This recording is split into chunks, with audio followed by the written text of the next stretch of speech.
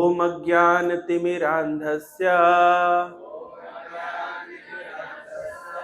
ज्ञानाञ्जनशलाकया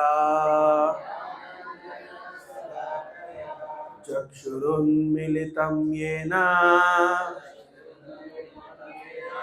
तस्मै श्रीगुरवे नमः। नमः ॐ विष्णुपादाय कृष्णाप्रेष्ठाय भूतले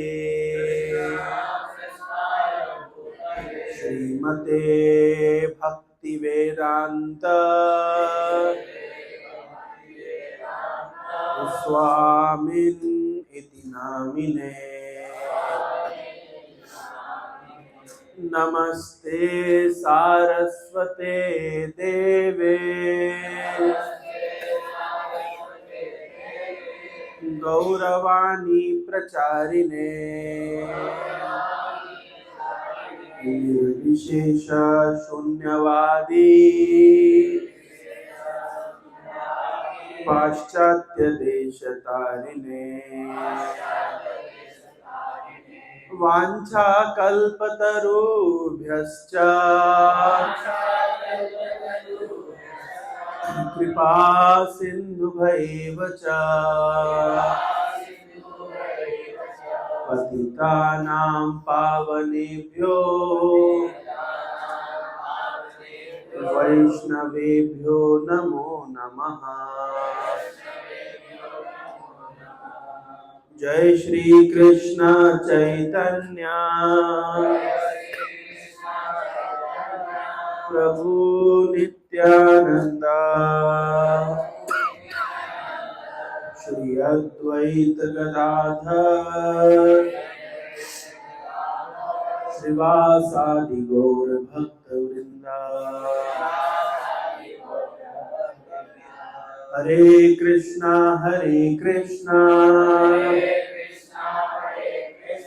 कृष्ण कृष्ण हरे हरे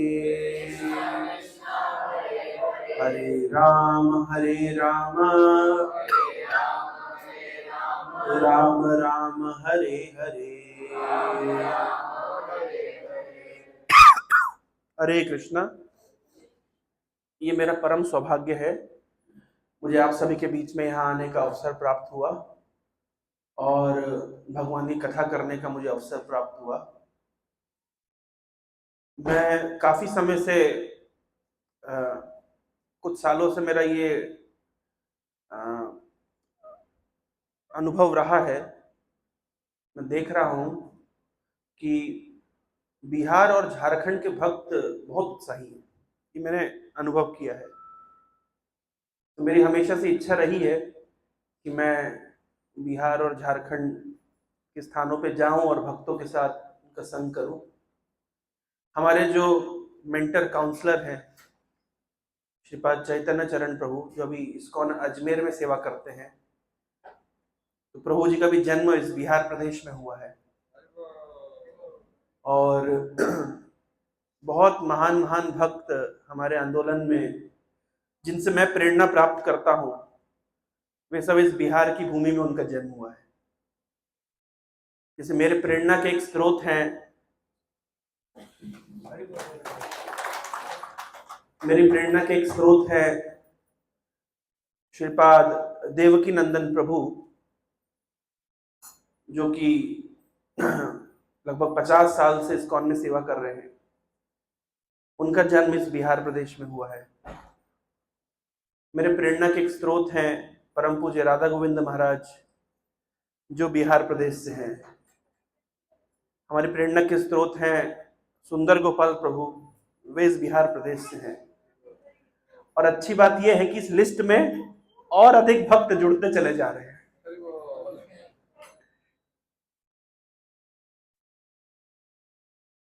तो अभय अच्युत प्रभु से अभी हमारा धीरे धीरे मित्रता बढ़ रही है। हमें कल ही पता चला, प्रभु जी और हम लोग लगभग एक ही बैच के हैं, सेम ईयर हम लोग पास आउट हुए हैं। और कितने उत्साह के साथ प्रभु जी बता रहे थे किस प्रकार से उन्होंने कोचिंग शुरू करने के बाद धीरे धीरे कुछ भक्तों को इंस्पायर किया, तो हमारे युग नायक प्रभु भक्त बन गए। अभिराम प्रभु है ना, आप भी कोचिंग से भक्त बने? अच्छा तो बड़ा उत्साह मिलता है, बड़ा ही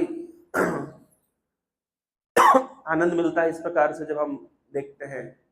मैं आज प्रभु को बता रहा था, युग नायक प्रभु को, मैंने कहा इस्कॉन में आपको दो चीजें अगर आती है तो आप सच में नायक हैं। अगर आपको संकीर्तन अच्छा करना आता है और आपको फंड रेजिंग आता है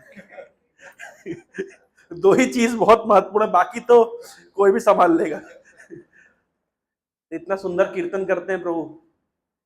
और कल प्रभु बताया कि मंदिर के लिए फंड रेजिंग भी करते हैं। इतनी छोटी सी उम्र में इतनी सारी जिम्मेदारियां ले रहे हैं, तो ये हमारे लिए प्रेरणा का स्रोत है।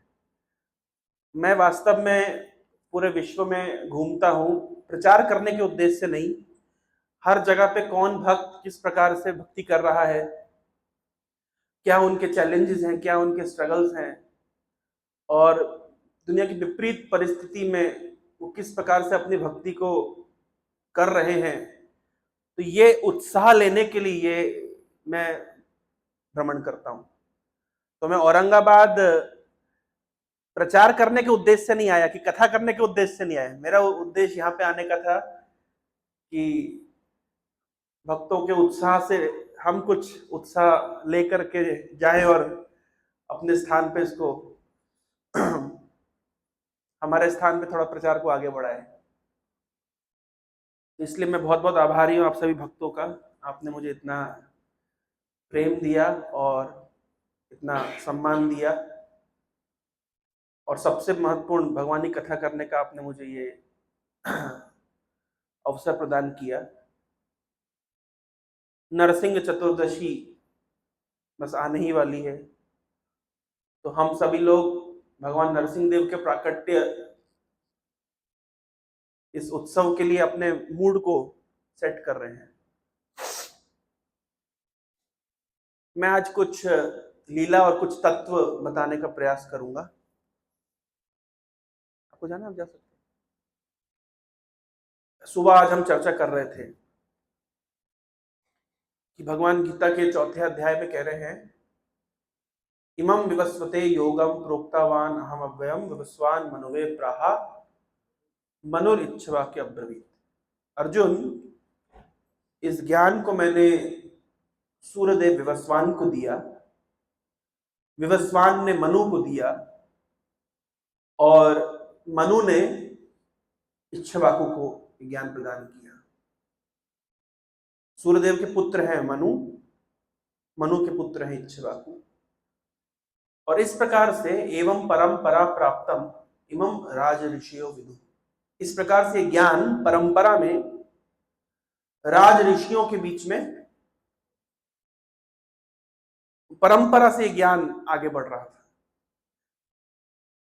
राज ऋषि अर्थात ऐसे राजा जिनका आचरण ऋषि मुनियों के समान है, जिनका त्याग और वैराग्य ऋषि मुनियों के समान है। भगवत गीता में भगवान ने एकमात्र राजा का नाम लिया है। यद्यपि भागवतम में बहुत सारे राज ऋषियों का वर्णन है, लेकिन भगवान ने अर्जुन को उदाहरण देते हुए एक राजा का नाम बताया। किस राजा का? किस राजा का? जनक महाराज। और जनक महाराज कहां से थे? वो भी बिहार से थे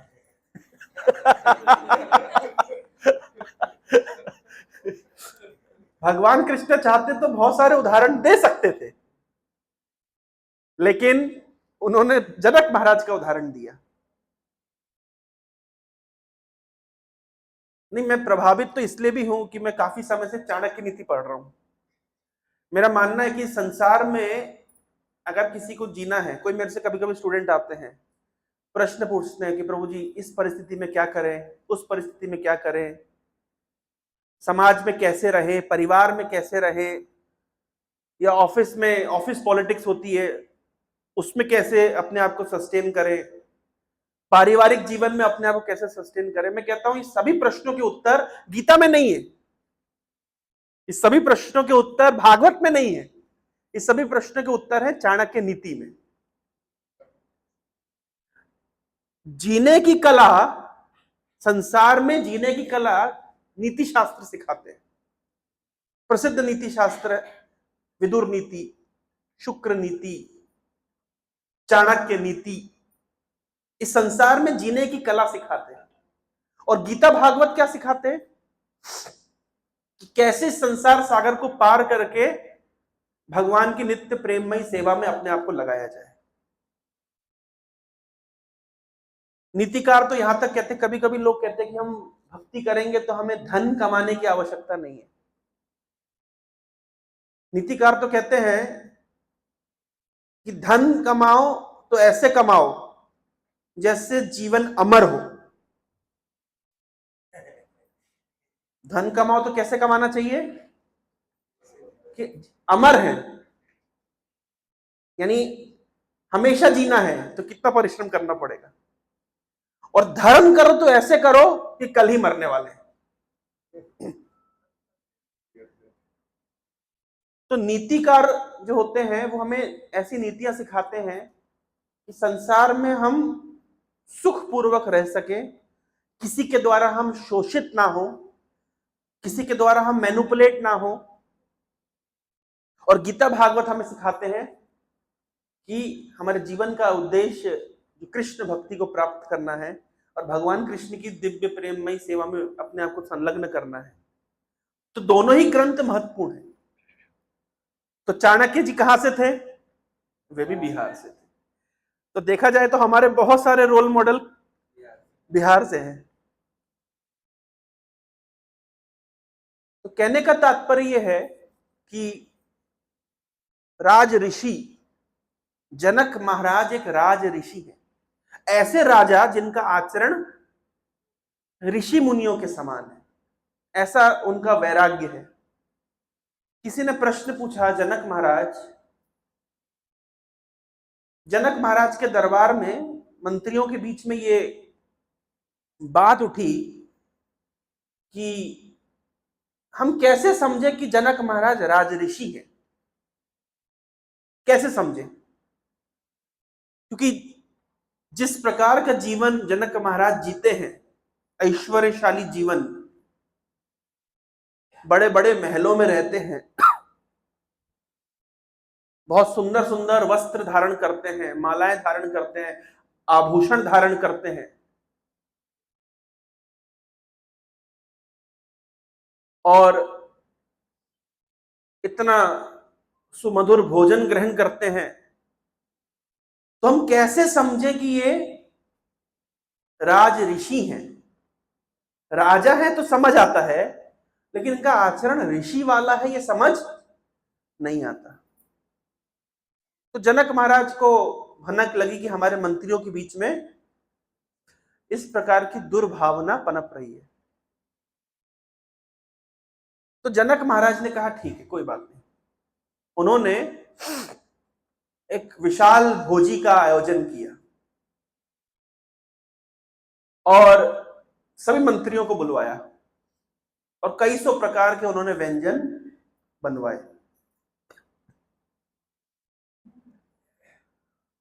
तो लेकिन व्यवस्था कैसी थी? मत परेशान होइए, मैं ले लूंगा पानी। व्यवस्था कैसी थी कि सब मंत्री भोजन तो करेंगे और कई सौ प्रकार के व्यंजन को परोसे जाएंगे, लेकिन सभी मंत्रियों की आसन के ऊपर एक एक तलवार लटक रही थी। और तलवार भी कैसे लटक रही थी कि पतले धागे से तलवार लटक रही थी। जब सबने भोजन कर लिया तो जनक महाराज ने पूछा, तो आपको कैसा लगा? आनंद आया? इतने कई प्रकार के व्यंजन परोसे गए। तो सभी मंत्री कहते हैं, महाराज आनंद का तो कोई प्रश्न ही नहीं उठता, क्योंकि हमारा सारा ध्यान कहां था? तलवार के ऊपर, कि कब ये तलवार गिरे और हमारा हरि बोल हो जाए। तो महाराज ने कहा, मैं भी इसी स्थिति में रहता हूं। आपको देखने में लगता है कि मैं बड़े राजमहल में रहता हूं, राज पोशाक धारण करता हूं, अलंकार धारण करता हूं और बहुत स्वादिष्ट स्वादिष्ट भोजन खाता हूं, लेकिन मुझे पता है कि मृत्यु रूपी तलवार किसी भी क्षण गिर सकती है और मेरा सर धड़ से अलग हो सकता है। तो मेरा ध्यान हमेशा उस परम सत्ता पे रहता है। तो यद्यपि मैं अपने सारे कार्यकलाप करता हूं, लेकिन कभी भी मैं भगवान को नहीं भूलता हूं और मृत्यु को नहीं भूलता हूं। इसलिए लोग मुझे राज ऋषि कहते हैं। चाणक्य पंडित ने एक श्लोक में कहा है, स्मर नित्यम अनित्यतम। हमें नित्य रूप से अनित्य वस्तु का स्मरण करना चाहिए। नित्य रूप से स्मरण क्या करना चाहिए कि ये जीवन अनित्य है। इस जीवन में जो सुख है वो भी अनित्य है और दुख है वो भी अनित्य है, और जो भी हमको प्राप्त हुआ वो एक दिन भगवान का एक रूप है काल, वो सब कुछ छीन लेगा। इस बात का हमें नित्य स्मरण होना चाहिए। तो ऐसे राजा जिनको इस प्रकार नित्य स्मरण है अनित्य जीवन के अनित्यता का और मृत्यु की ध्रुवता का, इस प्रकार के व्यक्ति को कहते हैं राज ऋषि। तो भगवान कह रहे हैं कि ये जो ज्ञान है ये राज ऋषियों के बीच में प्रसिद्ध था। राज ऋषियों के बीच में इस ज्ञान की चर्चा होती थी। आज के समाज में लोग समझते जिनके पास करने के लिए कुछ नहीं है, वे लोग इस्कॉन के केंद्र में आकर के हरे कृष्णा जपे, हमारे पास तो बहुत काम है। आज के समाज में लोग यही विचारधारा रखते हैं, लेकिन वास्तव में ये ज्ञान साधारण लोगों के लिए था ही नहीं। ये ज्ञान तो राज ऋषियों के लिए था।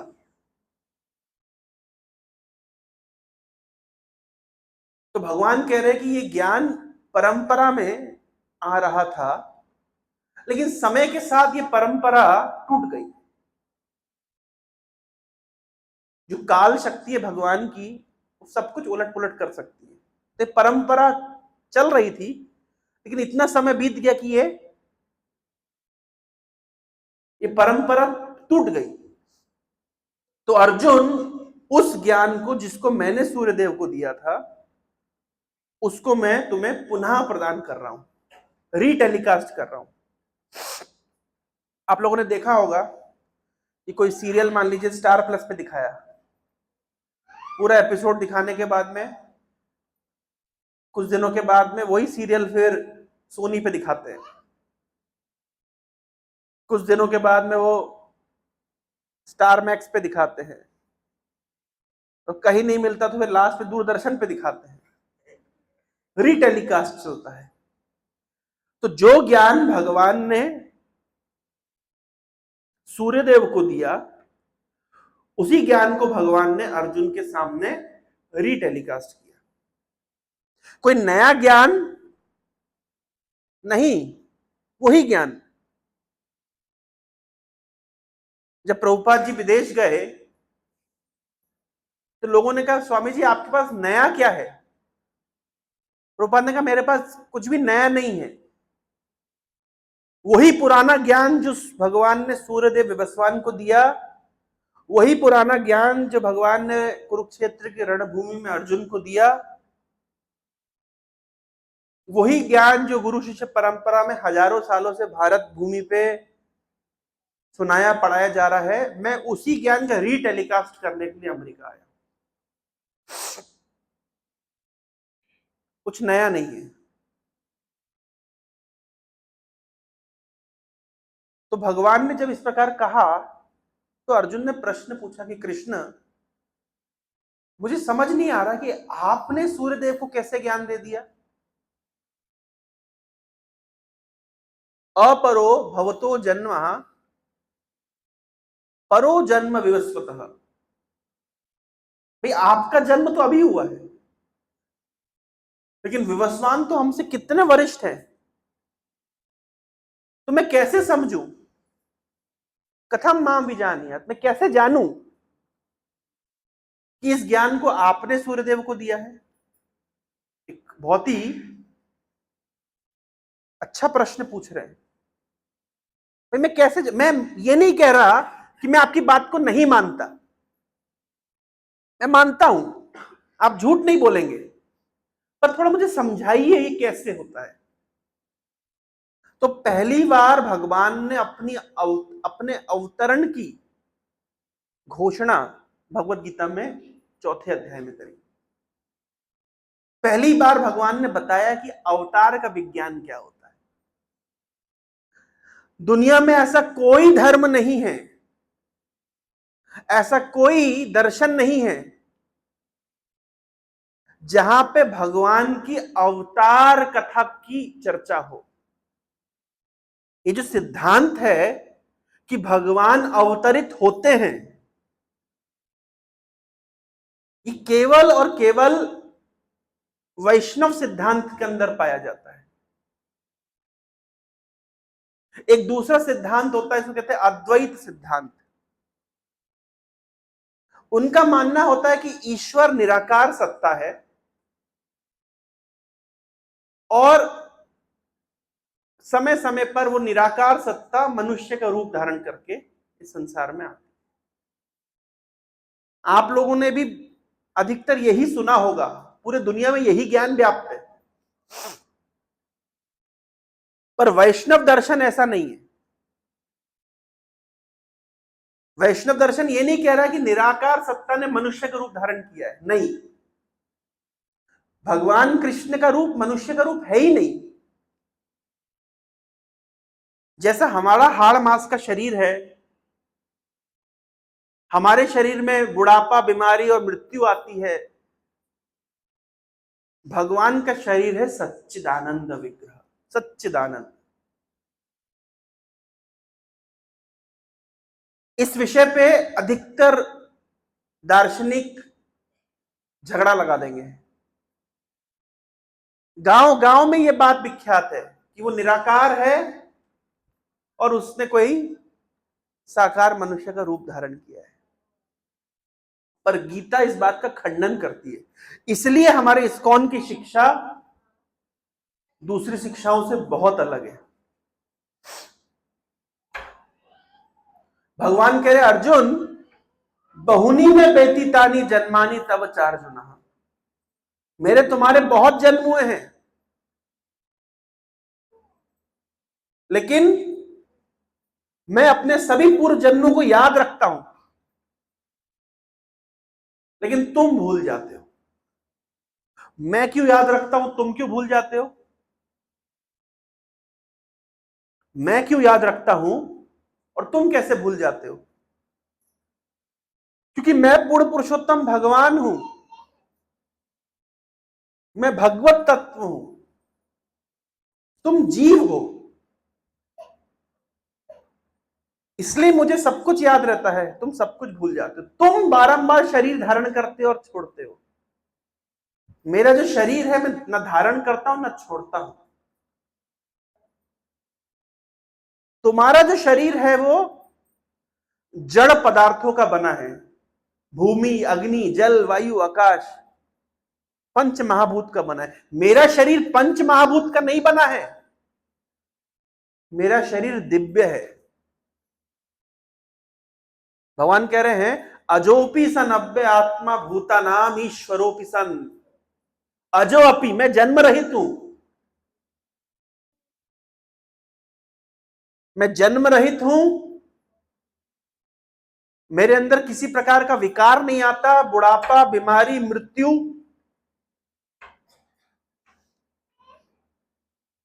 अजोपि सन अव्यय आत्मा और भूता नाम ईश्वरोपि सन, मैं सभी जीवों का ईश्वर हूं, उनका नियंता हूं, नियंत्रित नहीं हूं, नियंता हूं।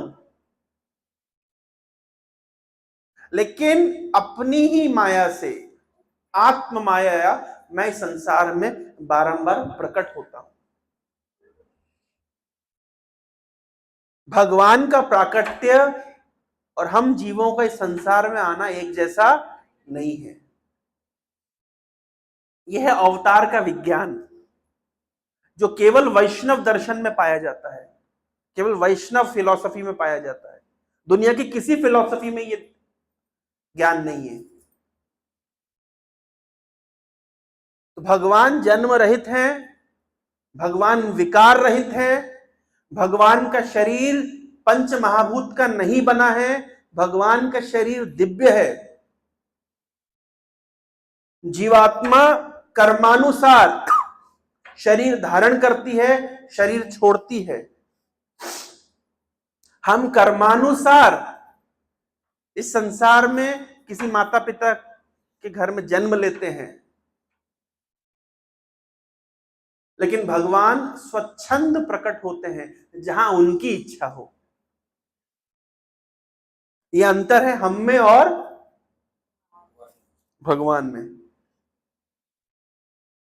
यह अंतर है जीव में और भगवान में। लोग कहते हैं कि कोई जीव है, कोई महान तप किया तो भगवान हो गया। नहीं,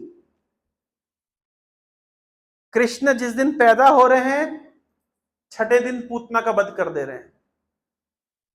तो उनको तप करने का अवसर कब मिला?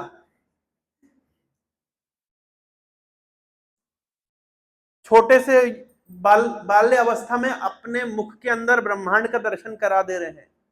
उन्हें तप करने का अवसर कब मिला? कभी गीता भागवत में हमने कहीं पढ़ा कि कृष्ण ने तप किया है और उसके बाद में उनको वो भगवान बन गए? लोग कहते हैं उनने ऐसा काम किया है, उनका ऐसा कर्म था कि इतना महान बन गए कि भगवान बन गए। ऐसा कौन सा महान कर्म किया कृष्ण ने? चोरी?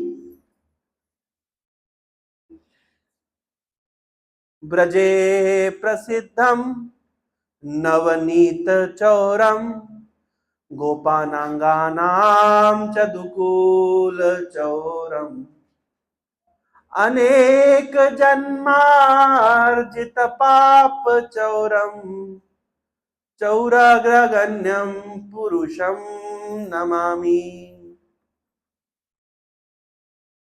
कृष्ण के विषय में कहा गया कि चोरों के लीडर हैं। सभी चोर आप इकट्ठा कर लीजिए, चौराग्रगण्यम, चोरों के जो अग्रणी चोर हैं उनको मैं नमस्कार करता हूं। क्या चुराया इन्होंने? ब्रज में जो मक्खन चुराने के लिए प्रसिद्ध है। ब्रजे प्रसिद्धम नवनीत चौरम गोपानांगानाम च दुकूल चौरम, गोपियों के वस्त्र चुराने के लिए प्रसिद्ध है। और अनेक जन्मार्जित पाप चौरम, अनेक अनेक जन्मों में हमने जो हमारे पाप कर्मों का फिक्स डिपॉजिट बनाया हुआ है ना,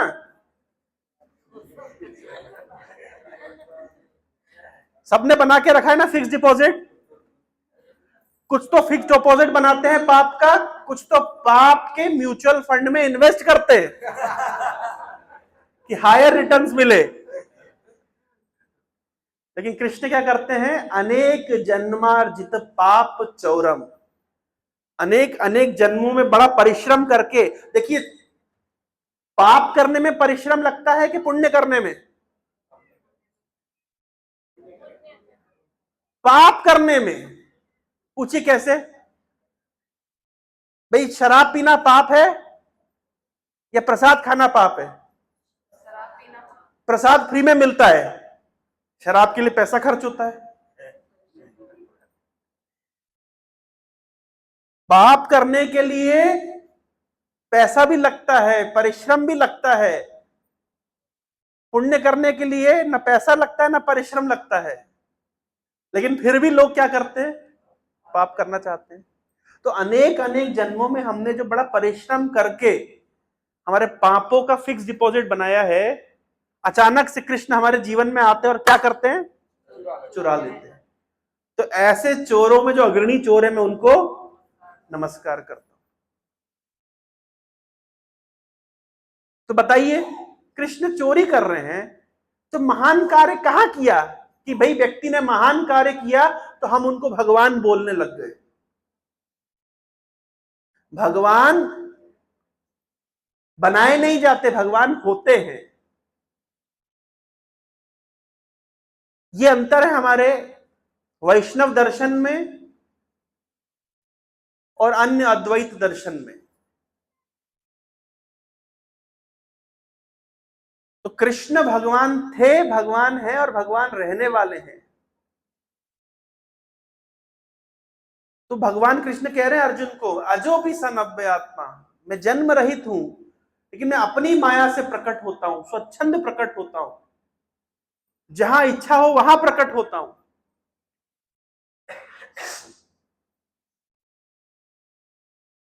अमेरिका में मुझसे किसी ने प्रश्न पूछा कि प्रभु जी भगवान अमेरिका में प्रकट क्यों नहीं होते, भारत में ही क्यों प्रकट होते हैं? बहुत अच्छा प्रश्न है, स्वाभाविक प्रश्न है। कल लाल गोविंद प्रभु रांची में मिले थे, बताया हमसे भी लोगों ने यही प्रश्न पूछा। वो लंदन में एक माता जी ने उनसे प्रश्न पूछा कि भगवान लंदन में क्यों प्रकट नहीं हो जाते, एक आध अवतार तो लंदन में भी हो। और बहुत अच्छा प्रश्न है। विदेशों में क्या होता है,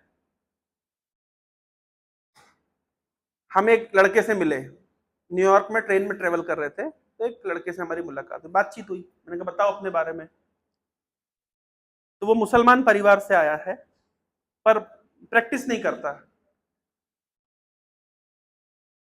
तो बोले हमारी जो माता और पिता हैं उनका विवाह नहीं हुआ, और हमारी माँ का जिनसे विवाह हुआ उनके कुछ बच्चे हैं, हमारे पिता का जिनसे विवाह हुआ उनके कुछ बच्चे हैं। फिर हमारी माँ का उनके पति से डाइवोर्स हो गया, फिर हमारी माँ ने फिर तीसरी शादी करी, उस पति ने फिर एक और शादी करी, और हमारे पिता का भी जिनसे उन्होंने विवाह किया उनका डाइवोर्स हो गया, फिर हमारे पिता ने दूसरे से शादी करी और उस औरत ने एक और आदमी से शादी करी। तो इस प्रकार से जैसे हमारे यहाँ भारत में क्या होता है, ममेरा भाई, फुफेरा भाई, चचेरा भाई, विदेश में क्या होता है, मेरी मम्मी का हस्बैंड, पिता की वाइफ, उनके बच्चे, ऐसा उनका परिवार होता है। क्या आपको लगता है भगवान ऐसे स्थान पे अवतरित होना चाहेंगे? फिर उसके बाद विदेशों में एक समस्या होती है कि आप छोटे बच्चे को डांट नहीं सकते, मार नहीं सकते, जैसा हमारे भारत में होता है।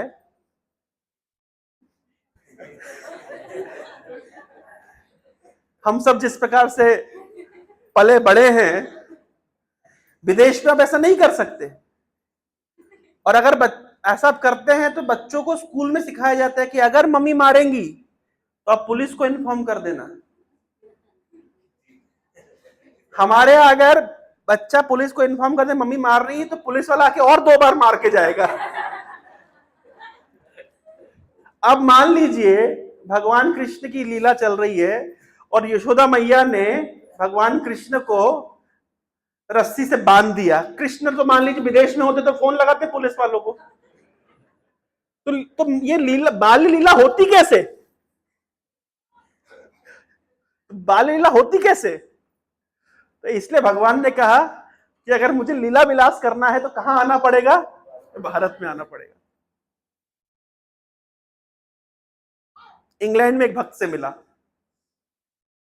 बोल ऐसे बातचीत हुई, मैंने उन्होंने अपने पिता से मिलवाया। तो मैं बड़े जिज्ञासु हुआ, मैंने आपकी माँ नहीं आई प्रोग्राम में, पिताजी केवल आए। बोले जब मैं छोटा था हमारे माता और पिता का डाइवोर्स हो गया, तो हमारी माँ का विवाह हुआ किसी के साथ में। तो मैंने कहा आपका माँ से संपर्क है? बोले हाँ अच्छा संपर्क, हम जाते कभी कभी, हमारी माँ और उनके हस्बैंड से मिलने जाते हैं। और पिता की उम्र 60 वर्ष। मैंने कहा पिताजी? बोले हाँ वो यहाँ पे रोड के उस पार में अपनी गर्लफ्रेंड के साथ में रहते हैं।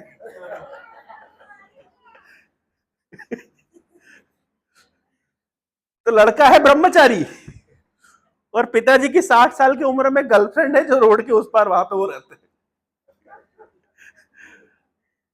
और बता रहे कि प्रभु हमारे मंदिर में एक भक्त ये है कि इसके माता पिता का डाइवोर्स नहीं है, नहीं तो जितने 18-20 भक्त हैं सबके माता पिता का डाइवोर्स हुआ है, कल्चर है। तो क्या आप सोच रहे हैं कि भगवान क्या ऐसी जगह पे अवतरित होंगे? एक्चुअली देखा जाए तो विदेश की भूमि पाप भूमि है, सब कुछ बना ही पाप से है।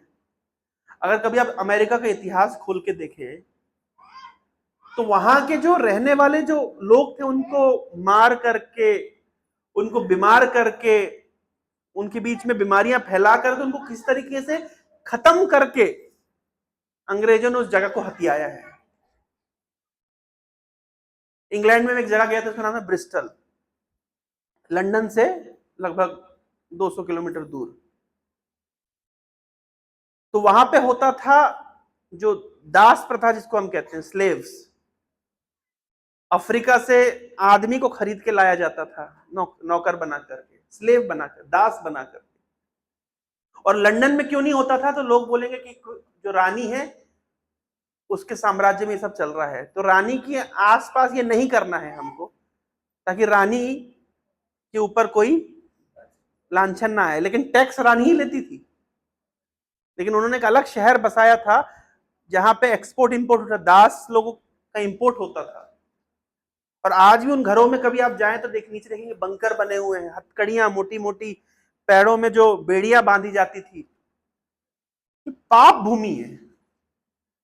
लेकिन श्रील प्रभुपाद जी कृपा से इस पाप भूमि में भी कृष्ण भक्ति का बीज अंकुरित हुआ है और बड़े वृक्ष का वो रूप ले रहा है। ये केवल प्रभुपाद जी कर सकते हैं। दुनिया में बहुत संत हुए, आज भी हैं, लेकिन प्रभुपाद जैसा संत नहीं हुआ जो विदेश की कठिन भूमि में, जिसने पाप भूमि में, जिसने कृष्ण भक्ति का बीज रोपण किया, सिंचित किया और उसको वृक्ष में बदल दिया।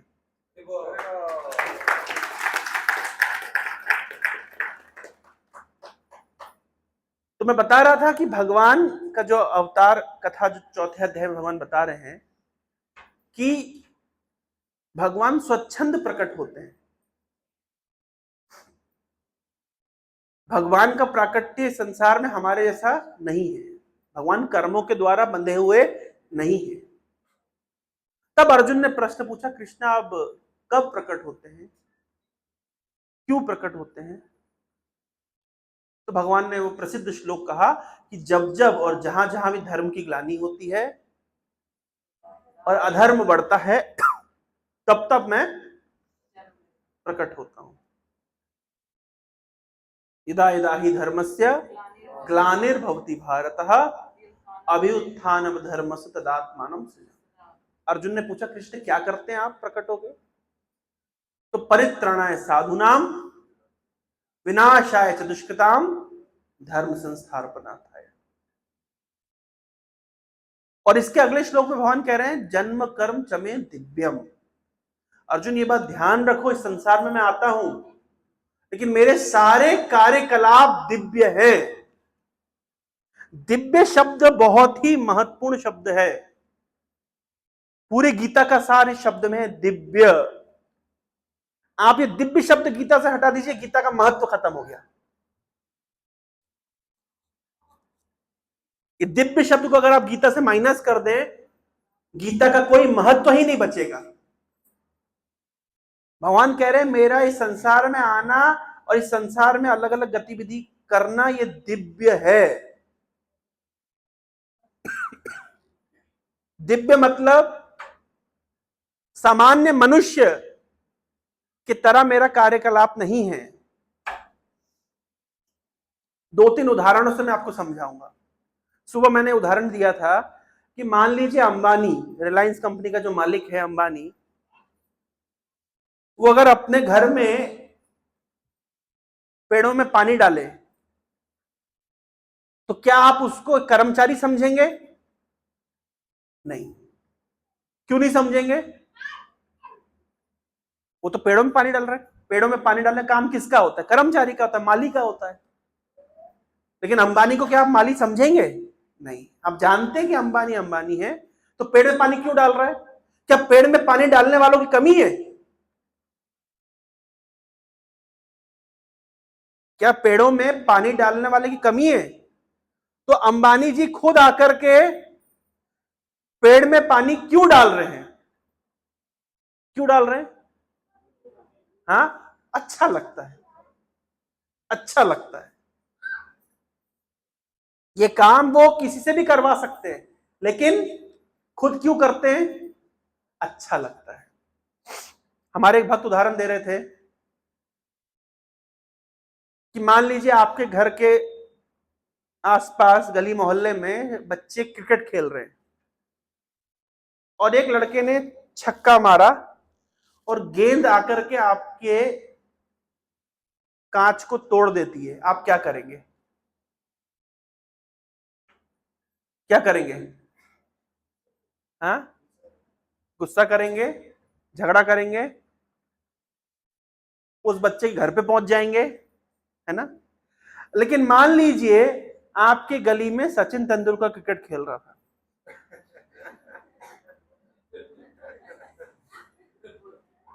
और उसने कांच तोड़ दिया, आप क्या करेंगे? आप फोटो फ्रेम करके लगाएंगे कि ये कांच कोई सामान्य व्यक्ति ने नहीं तोड़ा है, किसने तोड़ा है?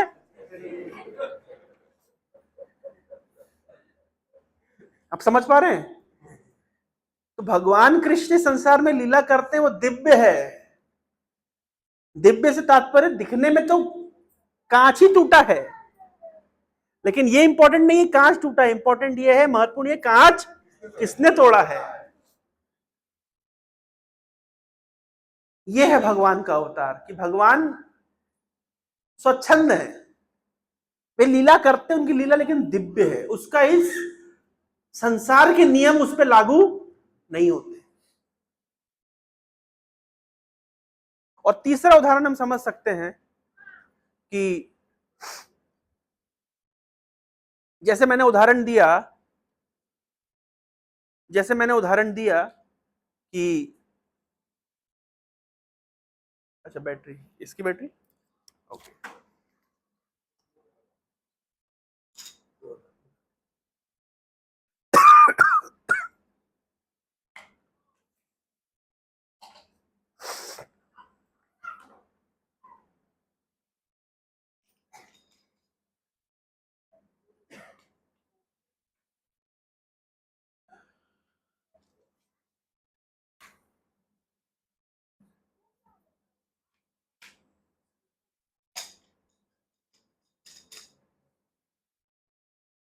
हरे कृष्ण।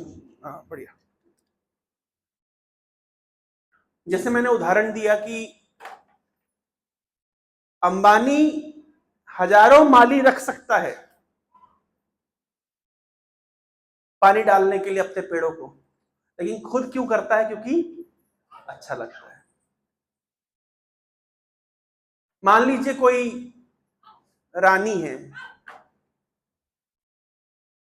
तो जो रानी है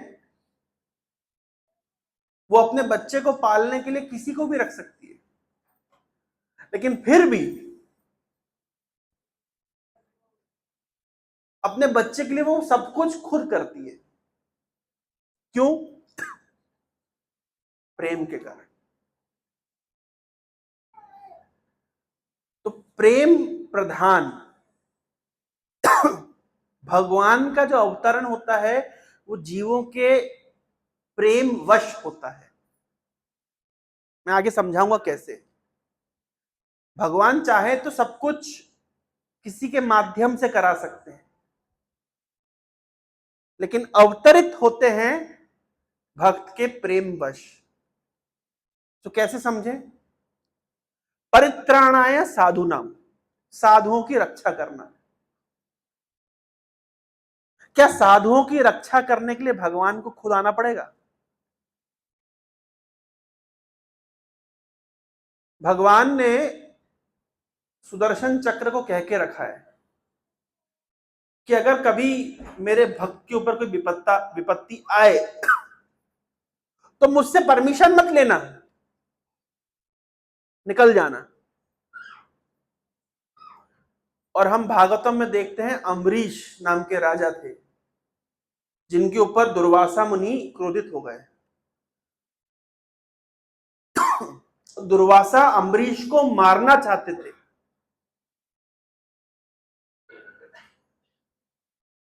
सुदर्शन चक्र ने भगवान विष्णु से पूछा नहीं कि हे भगवान, वो दुर्वासा अम्बरीश को मारना चाहते हैं, अगर आप आज्ञा दें तो मैं जाकर के अम्बरीश की रक्षा करूं। ऐसा कहा नहीं। सुदर्शन चक्र अपने आप निकल गए। तो साधुओं की रक्षा करने के लिए भगवान को खुद आने की आवश्यकता नहीं है। ये तो भगवान ने ऐसी व्यवस्था कर दी है कि साधुओं की रक्षा हो जाएगी। ऐसा कहा जाता है कि भगवान विष्णु के पार्षद हर जगह घूमते रहते हैं, और जो भगवान की भक्ति करता है, उनका नाम लेता है, कीर्तन करता है, उनकी रक्षा सदैव करते रहते हैं। तो भगवान को साधुओं की रक्षा करने के लिए खुद आने की आवश्यकता नहीं है। और दुष्टों का विनाश, क्या इसके लिए भगवान को खुद आने की आवश्यकता है? भाई, भगवान तो सभी जीवों के हृदय में बैठे हैं ना। वो तो एक मच्छर के हृदय में भी बैठे हैं।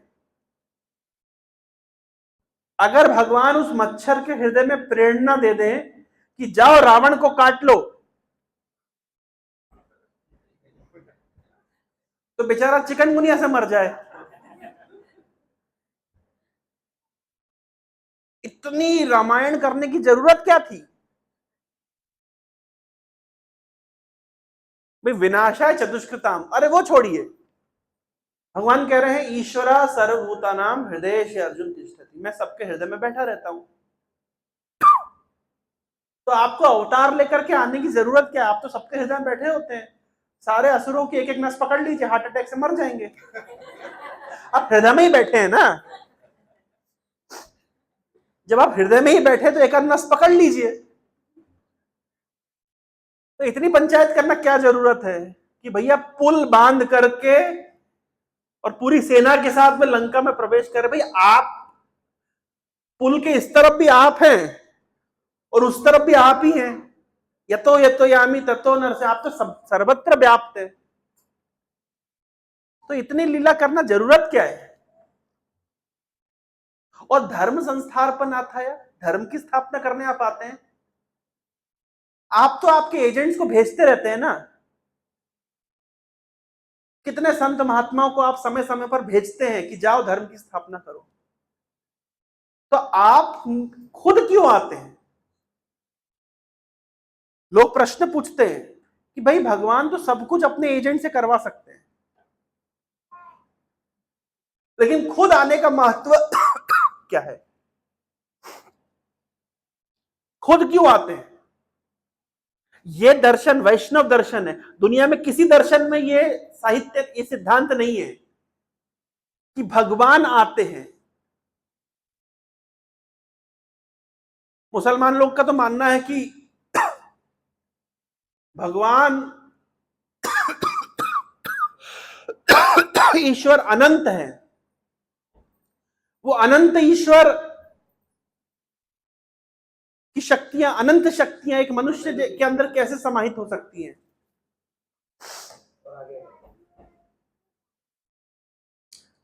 युग नायक प्रो कह रहे हैं भक्ति पथ पे आगे आइए और आगे आइए।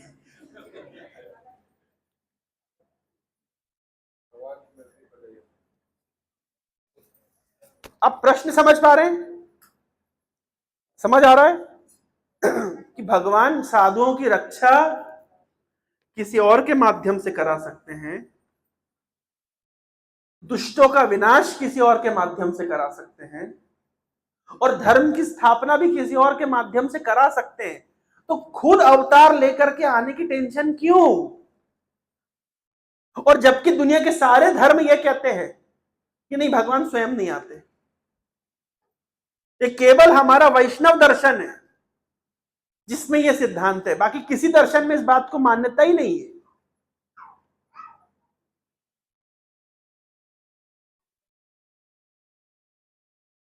तो इस बात का निराकरण हमारे आचार्यों ने दिया है।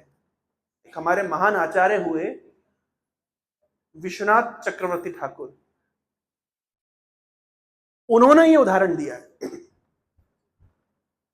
कि भगवान जो अवतरित होते हैं ना, जो मैंने उदाहरण दिया आपको कि मां चाहे तो कितनी रईस मां हो, चाहे तो कितने ही नौकरानियां रख सकती हैं अपने बच्चे को पालने के लिए, लेकिन बच्चे को स्वयं पालती है। क्यों? प्रेमवश। भगवान इस संसार में जब अवतरित होते हैं ना, एक ऐसा कार्य करने के लिए अवतरित होते हैं जो और कोई नहीं कर सकता, वो भगवान को ही करना पड़ेगा।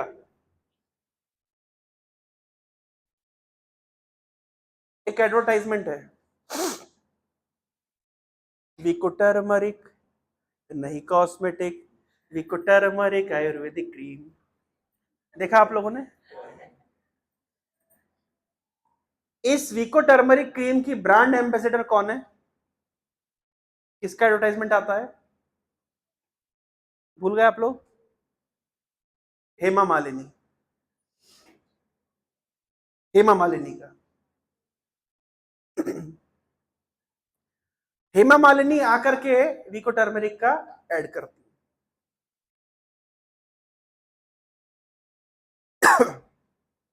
क्यों हेमा मालिनी ऐड करती है? कोई और आने से नहीं चलेगा? माता जी बताइए, अगर आप विको टर्मरिक का ऐड करें और हेमा मालिनी ऐड करें, बताइए विको टर्मरिक का जो मार्केटिंग होगा वो किस में बेटर होगा? हैं?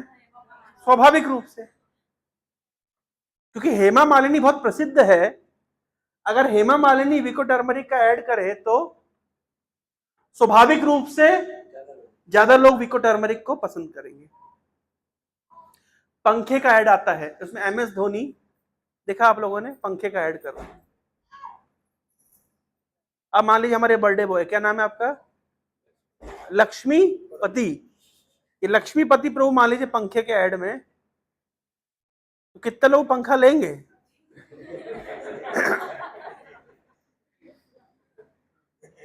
लेंगे, औरंगाबाद के कुछ 2-4 लोग लेंगे, लेकिन विश्व विख्यात कब होगा वो पंखा?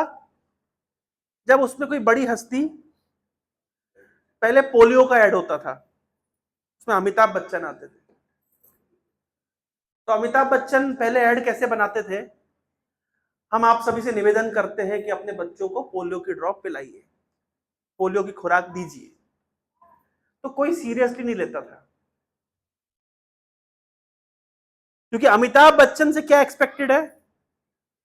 Angry young man.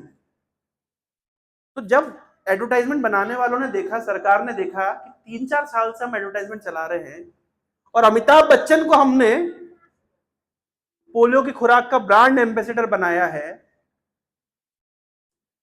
फिर भी लेकिन लोग अपने बच्चों को पोलियो की खुराक नहीं दिलवा रहे, तो क्या समस्या रह गई? क्या हो गया?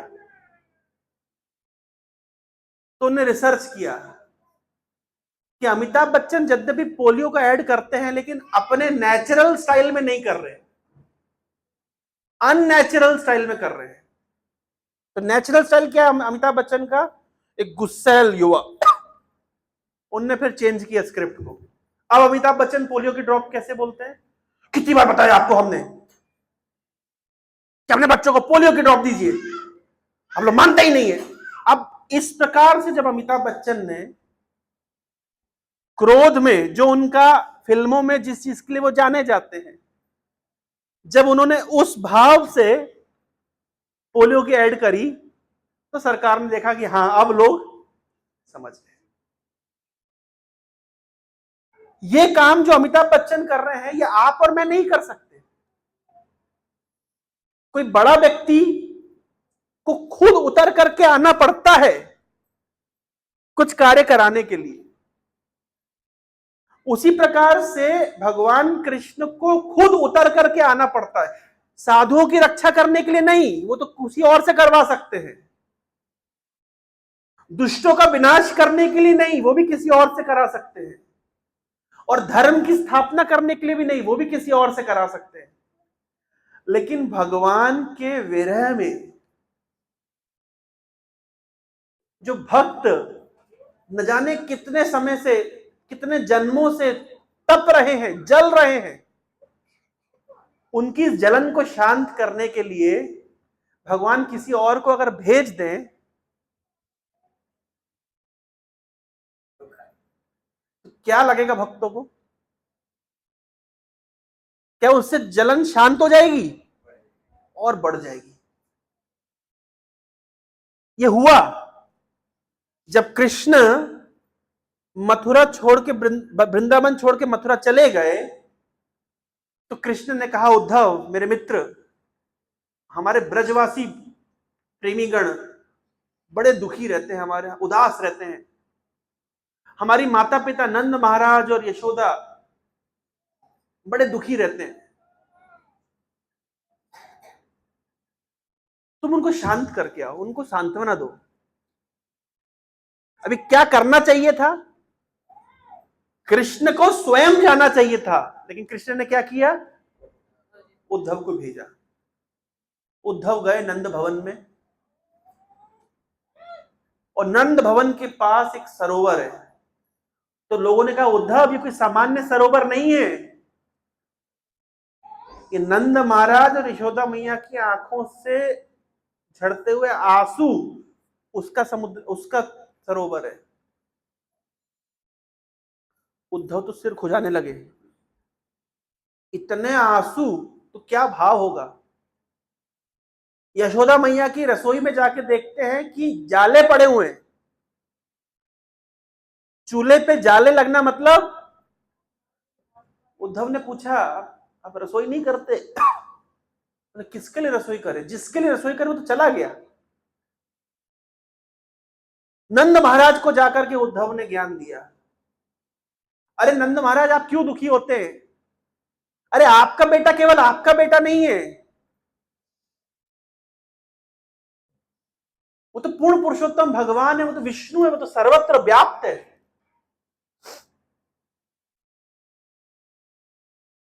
उसको आप तो हृदय में ध्यान करिए, वो तो आपके साथ ही है। एक बार गोपियों ने भी कहा था, कृष्ण हमें पता चल गया है। क्या पता चल गया है? आप नंद महाराज और यशोदा के बेटे नहीं हैं, हमें पता चल गया है। कृष्ण ने कहा, इनको कैसे पता चला? कृष्ण ने कहा, इनको कैसे पता चला? ये बात तो आज तक किसी को पता नहीं चली। आपको कैसे पता? न खलु गोपिका नंदनो भवान अखिल देहि नाम अंतरात्मदृक्। हमें पता है कृष्ण कि आप नंद महाराज और यशोदा के बेटे नहीं हैं। आप तो सभी के हृदय में निवास करने वाले परमात्मा हैं, जिसको किसी के दुख से कोई फर्क नहीं पड़ता। अरे अगर आप नंद महाराज यशोदा के बेटे होते तो उनका दुख आपसे सहन नहीं होता, आप उनको इस तरह छोड़ के नहीं जाते। आप छोड़ के गए हैं, इसका अर्थ क्या है? आप सबके हृदय में व्याप्त परमात्मा है, लेकिन आप नंद और यशोदा के बेटे नहीं है। तो ये उद्धव कह रहे हैं, नंद महाराज आप क्यों दुखी हो रहे हैं? कृष्ण तो सर्वत्र व्याप्त, आपके हृदय में भी व्याप्त है, थोड़ा ध्यान करिए। यही बात उद्धव ने गोपियों को कही कि गोपियों कहां लगे हो, क्यों कृष्ण के विरह में जल रहे हो? कृष्ण का ध्यान करो, ध्यान से कृष्ण को पा जाओ। गोपियों ने कहा, भाई सुनो, तुम्हारे कृष्ण को बोलो कि हमारे पास एक ही मन था और वो भी वो लेके चला गया। पहले मन लौटाओ, फिर ध्यान करेंगे। पहले वो मन हमें लौटा दो, फिर हम ध्यान करेंगे। तो नंद महाराज ने कहा, उद्धव देखो ऐसा है कि मैं समझता तो तुम बहुत बड़ी यूनिवर्सिटी से पढ़ के आए हो, तुम बृहस्पति के शिष्य हो, पर आज मुझे पता चला कि तुम पागल हो, तुम्हारा थोड़ा दिमाग कमजोर है। तो उद्धव बोले, भाई ऐसे कैसे आप कह सकते हैं? बोले, मान लीजिए मुझे पता चले कि मेरा करताल खो गया है, मुझे दुख होगा कि नहीं होगा? भाई मान लीजिए प्रभु जी को पता चले कि मंदिर का एक करताल खो गया है। करताल खो गया मतलब 600-700 रुपए नुकसान है ना, बड़ा दुख लगेगा। अब कोई आके प्रभु जी को सांत्वना दे, प्रभु जी बिल्कुल परेशान मत होइए, खोता रहता है करताल तो खोता ही रहता है, उसमें क्या है, और एक ही तो करताल था, इतना दुखी होने की क्या जरूरत है। लेकिन प्रभु जी एक बात आपको हम बताएं, क्या, वो जो करताल खोया ना आपका, वो पीतल का करताल नहीं था, वो सोने का करताल था।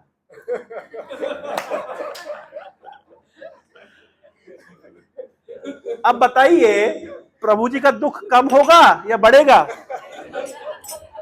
आए थे सांत्वना देने के लिए, आए क्यों थे? सांत्वना देने के लिए कि दुख कम हो जाए, और आके दुख बढ़ा के चले गए। नंद महाराज कह रहे हैं कि उद्धव तुम आए थे हमको सांत्वना देने, कि हम अभी तक तो हम समझते थे कि हमारा लड़का दूर चला गया,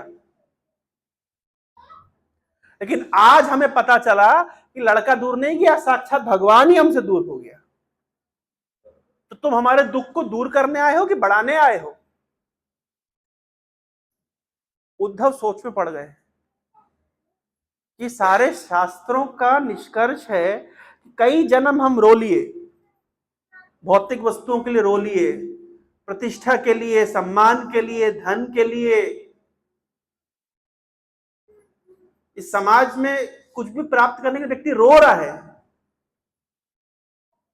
लेकिन मनुष्य जीवन का लक्ष्य है कृष्ण को प्राप्त करने के लिए रोना, जो चैतन्य महाप्रभु ने सिखाया है। तो उद्धव सोच रहे हैं कि भाई सारे शास्त्रों का अंतिम निर्णय है कि जीव बहुत चीजों के लिए रो लिया, लेकिन अब उसको किसके लिए रोना है?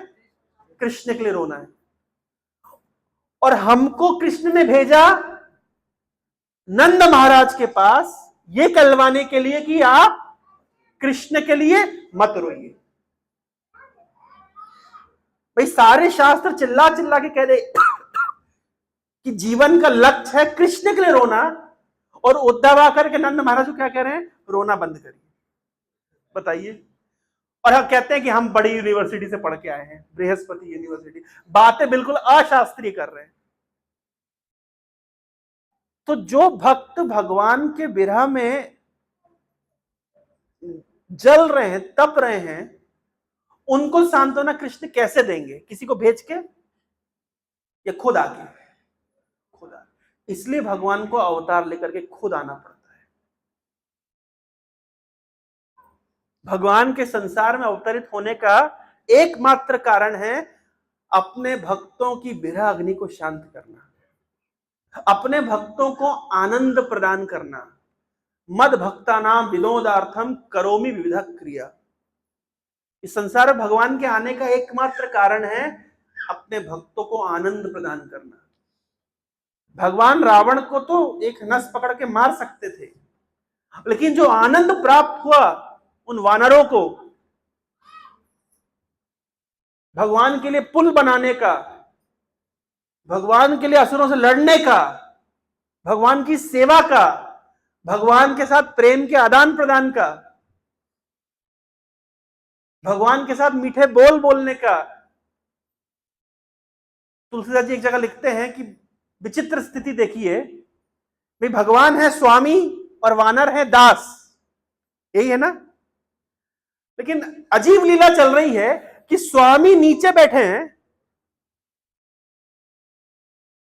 चबूतरा होता है ना, तो भगवान राम कहां बैठते थे? चबूतरे पे बैठते थे। और सारे बंदर कहां बैठते थे? पेड़ पे ऊपर।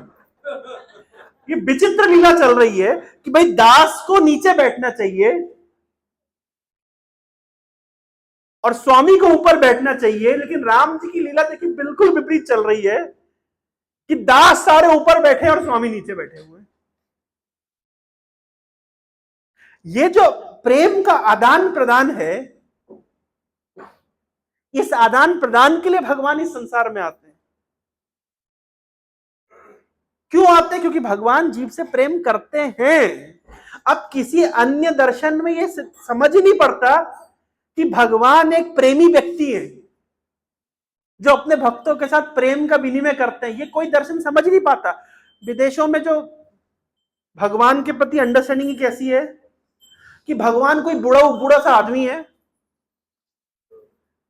कोई बूढ़ा सा आदमी है जिसकी बड़ी सी दाढ़ी है, बादलों के पीछे बैठता है बड़े से आसन पर और हमेशा गुस्से में देखता रहता है इस तरीके से, और आप कुछ पाप करिए और उठा करके मारेगा आपको। खौफ,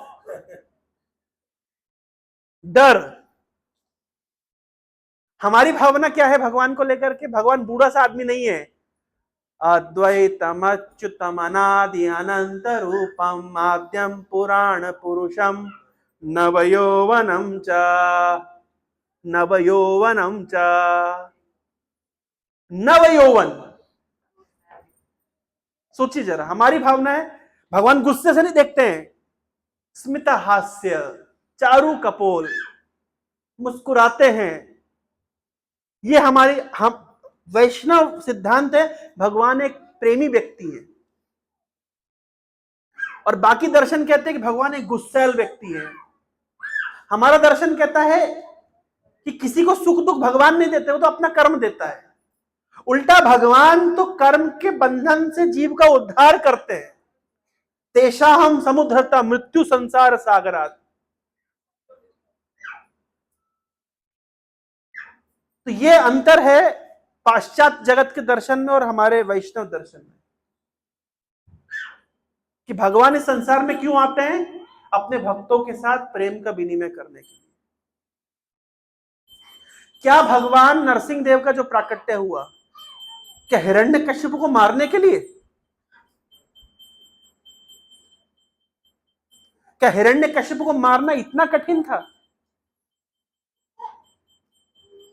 भगवान नरसिंह देव का प्राकट्य का केवल हिरण्यकश्यप को मारने के लिए हुआ है?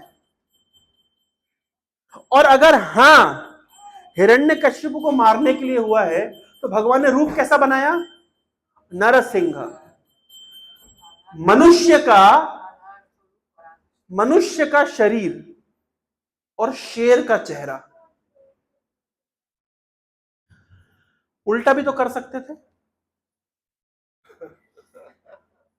कि मनुष्य का चेहरा है और शेर का शरीर, तब भी तो आधा मनुष्य आधा शेर हुआ, मार देते हिरण्यकश्यप को। मार सकते थे ना, लेकिन ऐसा ही रूप क्यों? तो हमारे एक आचार्य हुए हैं परम पूज्य गौर गोविंद महाराज, उन्होंने बताया है कि वास्तव में हिरण्यकश्यप को मारना कोई बहुत बड़ी बात नहीं है, भगवान इसके लिए आते ही नहीं है।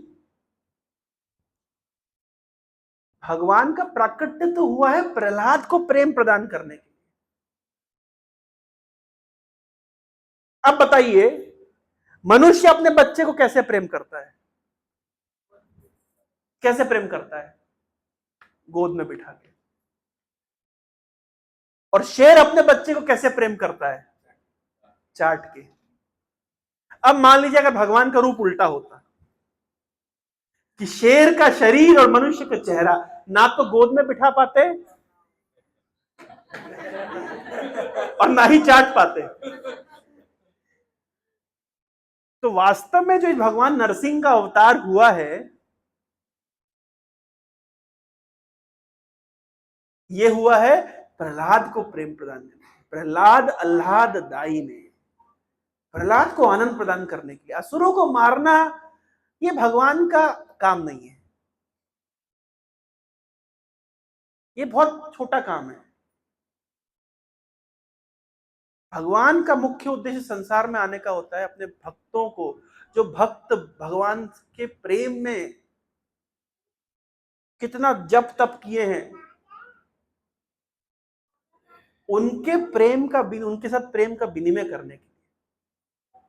और जब भगवान आते हैं तो इस प्रकार लीला विलास करके जाते हैं कि उनके जाने के बाद उस लीला को सुन के स्मरण करके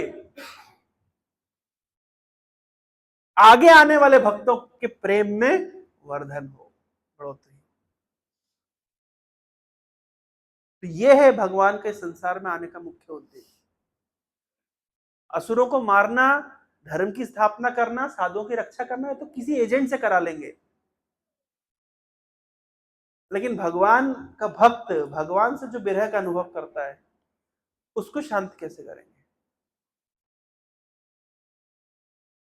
तो ये है भगवान के अवतार का विज्ञान। और ये अवतार का विज्ञान दुनिया के किसी और धर्म में, किसी और दर्शन में कोई समझ ही नहीं पाता। लोग तो ये भी नहीं समझ पाते कि वो भगवान जो अनंत कोटि ब्रह्मांडों के एकाधिपति स्वामी हैं, वो कैसे एक साधारण से मनुष्य के रूप में लीला कर रहे हैं।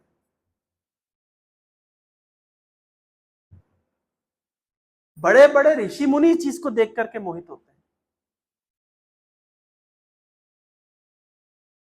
मुह्यंत यत् सूरयः,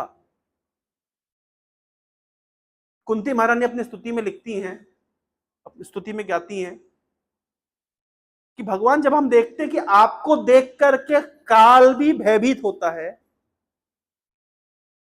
भय भी भयभीत होता है, और मां की छड़ी देख करके आप भयभीत हो रहे हैं, ये बात हमको समझ नहीं आती है। और अच्छी बात है कि हर चीज समझने की आवश्यकता नहीं है। प्रेम समझ नहीं आता है। जैसे एक युवक है, एक युवती है, उनको प्रेम हो जाता है, आप कितना ही समझा लीजिए, आप कितना ही काउंसलिंग कर लीजिए, कितना ही परिवार समझा ले, लेकिन प्रेम ऐसा होता है कि अंधा होता है। ऐसा कहते हैं प्रेम अंधा होता है, शादी आंख खोल देती है।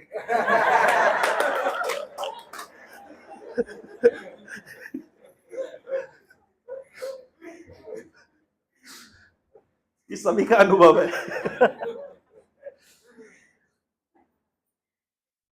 तो हर चीज समझना आवश्यक नहीं है, बस ये जानना आवश्यक है कि भगवान हमसे प्रेम करते हैं और भगवान हमें बहुत सारी सुविधा देते हैं उस प्रेम को विकसित करने की। हरे कृष्णा। समय हो गया है। किसी के मन में कोई जिज्ञासा, कोई प्रश्न?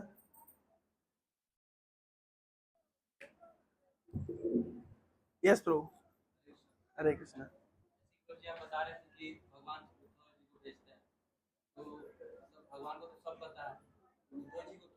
हाँ, बहुत अच्छा प्रश्न है। हिमांशु है ना? हिमांशु प्रभु का बहुत अच्छा प्रश्न है। प्रभु का प्रश्न है कि भगवान को सब पता है, तो भगवान उद्धव को क्यों भेजते? भगवान को सब पता है, उद्धव को नहीं। समझ रहे हैं? उद्धव को क्या लग रहा है कि हम महान भक्त हैं,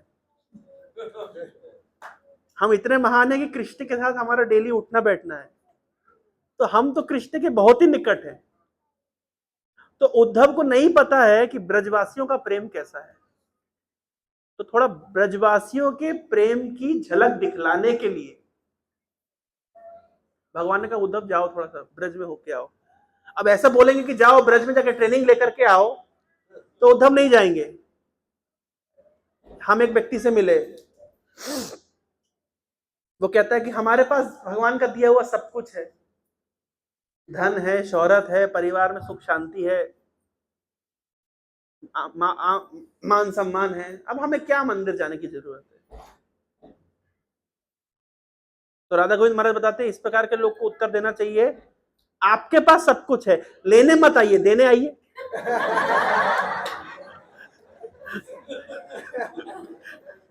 देने आइए। तो उसी प्रकार से उद्धव को अगर कहते कि आप जाके थोड़ा ट्रेनिंग लेकर के आइए, ब्रज में जाकर के थोड़ा ट्रेनिंग लेकर के आइए, तो उद्धव जाते? कभी नहीं जाते। उन्होंने कहा आप ट्रेनिंग दे के आइए, तो जाके समझा के आइए। लेकिन उद्धव गए थे ये भावना से कि हम सुबह जाएंगे और शाम तक लौट आएंगे। तो जब व्यक्ति कहीं जाता है, सुबह जाएंगे शाम तक लौट आएंगे, तो कोई थोड़ी ना कोई सूटकेस पैक करता है। तो ना उद्धव धोती कुर्ता लेकर के गए, ना उद्धव गमछा लेकर के गए, ना बाथरूम किट लेकर के गए, कुछ नहीं। लेकिन उद्धव गए ऐसे कि महीनों महीनों लौटे नहीं। अब भगवान कृष्ण भी विचार करे भाई उद्धव को क्या हो गया, तो सुबह जाके शाम को आने वाले थे। तो ऐसा लिखा है आचार्यों ने कि भगवान अपने महल की छत पे चढ़ते थे और दूरबीन लगा करके देखते भाई आ क्यों नहीं रहा है, लौट क्यों नहीं रहा है, ऐसा क्या हो, ऐसे कौन सी ट्रेनिंग मिल गई कि दे दी, क्या हुआ क्या? लेकिन जब उद्धव लौटे तो गिरते पड़ते, कपड़ों का हाल नहीं, सिर का कोई कोई दाढ़ी मुझसे कोई हाल नहीं, पागलों की तरह आकर कृष्ण कृष्ण तुम बहुत अन्याय कर रहे हो। अरे तुमको हमने भेजा था गोपियों को सांत्वना देने के लिए, तुम आकर के हमको ही ज्ञान देने लगे कि जाओ तुम्हें भेजा क्यों था हमने? बोले मत पूछी, बस अब खत्म, मैं कुछ नहीं, मैं समझ गया सब कुछ। बस मेरा आपसे हाथ जोड़ के विनती है कि इससे पहले कि गोपियां बिरह अग्नि में भस्म हो जाएं, आप कृपया करके अपना संग उनको, सानिध्य उनको प्रदान करिए। तो जिसको प्रेम कहते हैं, ये उद्धव को यहाँ पे अनुभव हुआ। और देखिए हमारे गौड़ीय वैष्णव सिद्धांत का ये चरम जो सिद्धांत है, चरम रस है, भगवान से विरह अग्नि। तो ये हमें विकसित करना है, हमारे जीवन का उद्देश्य है। ये हमें पता होना चाहिए, हमारा प्रयोजन है कि इस प्रकार की विरह अग्नि हमारे हृदय में भी जले, भगवान से जो बिछड़ाव की जो अग्नि है। और इसलिए विष्णु ठाकुर लिखते हैं कि भगवान का प्राकट्य उनके लिए नहीं हुआ जो ये मानते कि भगवान तो मेरे पास ही है। भगवान का प्राकट्य उनके लिए नहीं हुआ, भगवान का प्राकट्य किनके लिए हुआ? कि जो भगवान से विरह अग्नि में जल रहे हैं। और यही विरह के तत्व, विरह का रस चैतन्य महाप्रभु जीवों को प्रदान करने आए।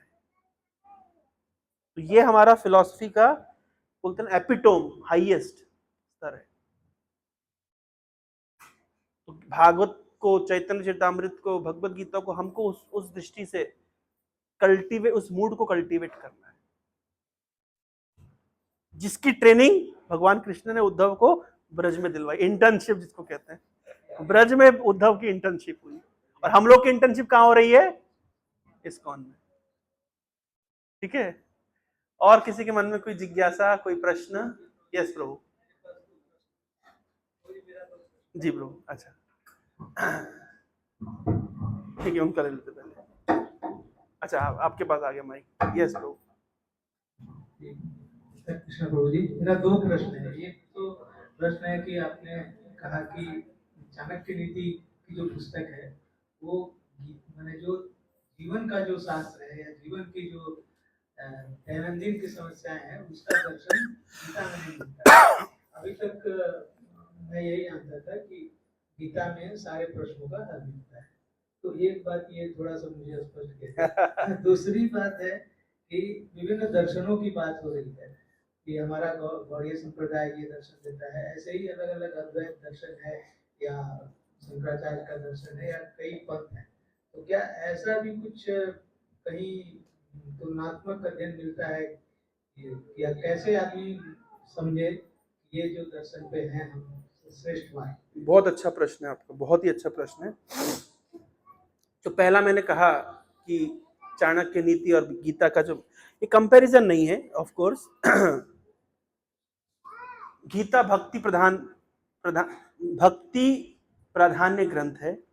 गीता बताती है कि हम कौन हैं, हम कहाँ से आए और जीवन का लक्ष्य कहाँ है, पूरी जर्नी बताती है। लेकिन साथ साथ हम देखते हैं कि संसार में रहने के लिए कुछ चीजें आनी चाहिए।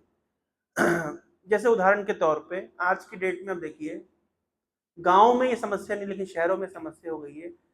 माता पिता अपने बच्चों को इतना लाड़ प्यार करते हैं, इतना लाड़ प्यार करके बिगाड़ देते हैं। ऐसा लिखा गया है कलयुग में एक कलयुग में गाय अपने बछड़े को इतना चाटेगी कि खाल उधेड़ देगी। इसका अर्थ क्या है? तो माता पिता बच्चों को इतना लाड़ करेंगे कि उनको कहीं का नहीं छोड़ेंगे। तो चाणक्य पंडित ने इसका समाधान दिया है। क्या समाधान दिया है? कि 5 वर्ष की उम्र तक लालयेत पंचवर्षाणी। भाई बच्चे को लाड़ प्यार कब तक करना है? 5 साल। 10 वर्षाणी ताड़ेत, अगले 10 साल ताड़ के रखना है। और प्राप्ते तो षोडश वर्षे, 16 साल की उम्र हो गई तो पुत्र मित्र बदाचरित, पुत्र के साथ मित्रवत आचरण करना है। अब ये है आर्ट ऑफ पेरेंटिंग। अब ये गीता में तो कोई नहीं सिखा रहा, पर गीता पढ़ाने वालों को भी पता होना चाहिए, पढ़ने वालों को भी पता होना चाहिए। 5 वर्ष की उम्र तक बच्चे को आप लाड़ प्यार करिए, लेकिन अगले 10 साल टाइट करिए। मैं 2 उदाहरण आपको देता हूं। ये आपने बहुत अच्छा प्रश्न पूछा, मैं थोड़ा सा प्रैक्टिकल उदाहरण देता हूं। बचपन में हमारे दादाजी, हम लोग जिस कॉलोनी में रहते थे, तो हमारे दादाजी के कुछ मित्र वगैरह थे, तो वो कॉलोनी के मैनेजर्स थे, जो होते ना अध्यक्ष, कोषाध्यक्ष, इस प्रकार से। हम बहुत छोटे थे, हमें ध्यान नहीं है, मतलब इतना भी ये नहीं है, लेकिन थोड़ा हम विप्लवी टाइप के व्यक्ति थे। तो उन्होंने कहा नहीं नहीं, यहाँ पे आप खेल नहीं सकते हो, नहीं कर सकते। तो हमने पूरे छोटे सा बच्चों की टोली को इकट्ठा किया, बोला हम कैसे नहीं खेल सकते, यहाँ पे हमारा भी अधिकार है। ऐसा करके हमने बचपन से ही अपने अधिकारों के, तो हम हमारे दादाजी के मित्र के साथ में थोड़ा हम गलत शब्दों से बातचीत की, जबकि हम बहुत बड़े नहीं थे, अब छोटी साइकिल चलाते थे, हमको यह याद है। और उसी दिन, अब सौभाग्यवश कहिए कि दुर्भाग्यवश कहिए, कि सोसाइटी की शाम को मीटिंग थी पार्क में। हमारे दादाजी ने पिताजी को कहा कि इस प्रकार से हमने गलत शब्दों से बातचीत करी। हमारे पिताजी, हम मना करते रह गए, रोते रहे, चिल्लाते रहे, चीखते रहे, पिताजी ने नहीं सुनी। जब तक तुम भरी सभा में क्षमा याचना नहीं करोगे, हम तुम्हें घर के अंदर घुसने नहीं देंगे। मैं चिल्लाता रहा, रोता नहीं, कुछ नहीं, सॉरी बोलना ही पड़ेगा।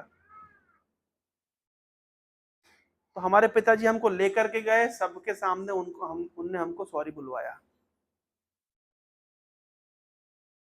तो हमारी उम्र उस समय 5 से अधिक थी और 15 से कम थी, बीच में थे। ये समय था ताड़ने का। लेकिन वो दिन और आज का दिन है, हमने कभी भी किसी से असम्मान से बात नहीं करी। एटलीस्ट हमारे को इतना ध्यान है कि मैं जब से होश संभाला हूं, किसी से मैंने बुरी गलत तरीके से बात नहीं करी। क्यों? क्योंकि मुझे वो एक शिक्षा मिली थी। बचपन में हमारे पिताजी के गल्ले से हमने 5 का सिक्का उठा लिया। हमारे पिताजी ने भयंकर टॉर्चर किया हमको कि भाई तुमको पुलिस में डालेंगे, ऐसा करेंगे, बहुत डराया धमकाया। वो दिन और आज का दिन है कि हमने दूसरे के धन को हम हाथ नहीं लगाते। तो नीतिकारों ने क्या कहा कि भाई 5 साल से 15 साल की उम्र में अच्छा टाइट करना चाहिए। और जिस दिन हमारी मूछें आई, अब हमारे पिता हमारे मित्र हो गए। अब मित्र बातचीत होगी। कोई लड़की पसंद है कि तुमको, बताओ हम शादी करा दें, कोई समस्या नहीं है। तुम क्या पढ़ना चाहते हो, कौन सी फील्ड में जाना चाहते हो, तुम्हारी स्वतंत्रता है। एक मित्र जैसे बात करते हैं। आज का लड़का 16 साल का हो जाता है, सबके सामने माँ उसको डांटती है। फिर बच्चा क्या करता है, पिता माता से छुप के फिर गलत काम बाहर में जाके करता है। अगर पिता माता खुल करके उसके साथ मित्रवत आचरण करें तो बच्चा बिगड़ेगा नहीं। हमारे उड़ीसा में तो ये कल्चर ही नहीं है कि माता पिता से बातचीत कर ले कोई। 16-17 साल की उम्र होगी, जवान हो गया लड़का, लेकिन तो फिर सब गलत काम करेगा, छुप के करेगा। लेकिन जिनके परिवारों में ये कल्चर होता है कि माता पिता मित्रवत बातचीत करते हैं, उन लोग बच्चे बिगड़ते नहीं, क्योंकि वो उनको छुपाना क्या है।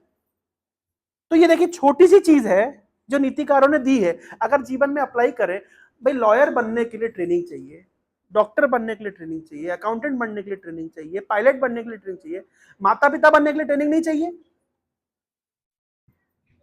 चाहिए। तो ये कहां से आएगी ट्रेनिंग? ये नीतिकारों ने दी है। कितनी अच्छी अच्छी बातें नीतिकारों, चाणक्य पंडित लिखते हैं कि 3 चीजों में सदैव संतुष्ट होना चाहिए। स्वद्वारे भोजने धने। भाई जो भगवान की कृपा से अपने कर्मानुसार पति या पत्नी प्राप्त हुए हैं, उसमें संतुष्ट रहो। अपने नियति से जो भोजन प्राप्त हुआ उसमें संतुष्ट रहो। और जो ईमानदारी से धन अर्जित करते, जो धन प्राप्त हो, उसमें संतुष्ट रहो। लेकिन 3 चीज में कभी संतोष नहीं करना चाहिए।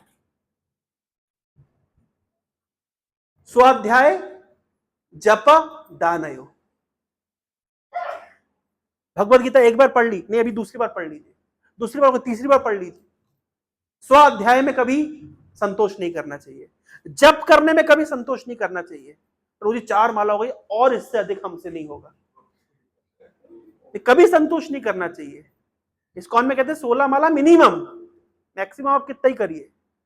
और दानयो, दान देने में संतोष नहीं करना चाहिए, देना चाहिए। तो ये नीतिकारों ने लिखा है।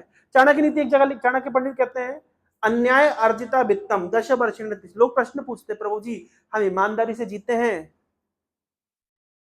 लेकिन हमारे देखिए घर के खर्चे पूरे नहीं होते, और ये बेईमान लोग बड़ी बड़ी फॉर्च्यूनर गाड़ियों में चढ़ते हैं, बहुत पैसा है इनके पास, सुख भोग रहे हैं, तो क्या फायदा ईमानदारी का? चाणक्य कहते हैं अन्याय अर्जिता वित्तम 10 वर्षेण तिष्ठति। अन्याय से अर्जित किया हुआ धन 10 साल तक टिकता है। प्राप्ते तु 11 वर्षे समूलम विनश्यति। 11वें साल में मूल के साथ खत्म हो जाता है। कोई अपवाद नहीं है इसमें, कोई एक्सेप्शन नहीं है, सबके साथ ऐसा ही होता है। कोई सत्ता में आता है, लूटता है, सोचता है भोगूंगा, दूसरा आदमी सत्ता में आता है, उसकी फाइलें खुलवाता है। कितना दिन व्यक्ति भोग पाता है? और उसका भोग है भी कैसा? हमेशा डर रहता है कौन सी फाइल खुल जाएगी। तो ये जो नीतिकारों ने लिखा है कितना प्रैक्टिकल है। तो भक्ति के लिए अपने आप को प्रकृति के गुणों से पार ले जाने के लिए गीता है। लेकिन इस संसार में जीने की कुछ कला अगर सीखनी है तो एक होता है एक्सपीरियंस से सीखना, एक होता है नीति शास्त्र से सीखना। कई नीति शास्त्र हैं बड़ी बड़ी, जैसे भगवान विष्णु ने देवताओं को नीति सुझाई। उन्होंने कहा कि देखो देवताओं, एक बार की बात है कि एक सांप था और एक चूहा था, एक डब्बे में बंद हो गए। तो सांप और चूहे ने दोस्ती कर ली। सांप ने चूहे को कहा एक काम करो, तो मेरे लिए उस डब्बे में छेद कर दो, तो मैं भी निकल जाऊंगा और तुम भी निकल जाना, क्योंकि वैसे भी तुम नहीं करोगे तो तुम मारे जाओगे, मरना तो तुमने वैसे ही है। चूहे ने भी यही सोचा कि कम से कम 50% चांस है कि बच जाऊंगा सांप को अगर दया आ गई, लेकिन ऐसे तो 100% मरूंगा। तो चूहे ने ईमानदारी से छेद किया, लेकिन सांप का तो एक्सपेक्टेड था, चूहे को भी खा गया और बिल से भी निकल। ये भगवान कृष्ण ने देवताओं को सुझाया, इतनी स्टोरी सुनाई, देवता समझ गए। देवता गए, असुरों के साथ में हाथ मिलाया, समुद्र मंथन किया, सारी काम की वस्तुएं इन्हें प्राप्त हो गई। किसने ज्ञान दिया? भगवान विष्णु ने, शुक्र नीति है दिया। तो नीति शास्त्र, हम ये नहीं, नीति मतलब संसार में रहने के लिए थोड़ी चालाकी, थोड़ी चपलता चाहिए होती है। हर व्यक्ति ये बात जानता है। चाणक्य पंडित कह रहे कि सीधे पेड़ों को पहले काटा जाता है, तो सीधे आदमी को पहले शोषित किया जाता है। किससे कितनी दूरी बनानी है? जैसे चाणक्य पंडित कहते हैं राजा किसी का सगा नहीं है, सही बात है।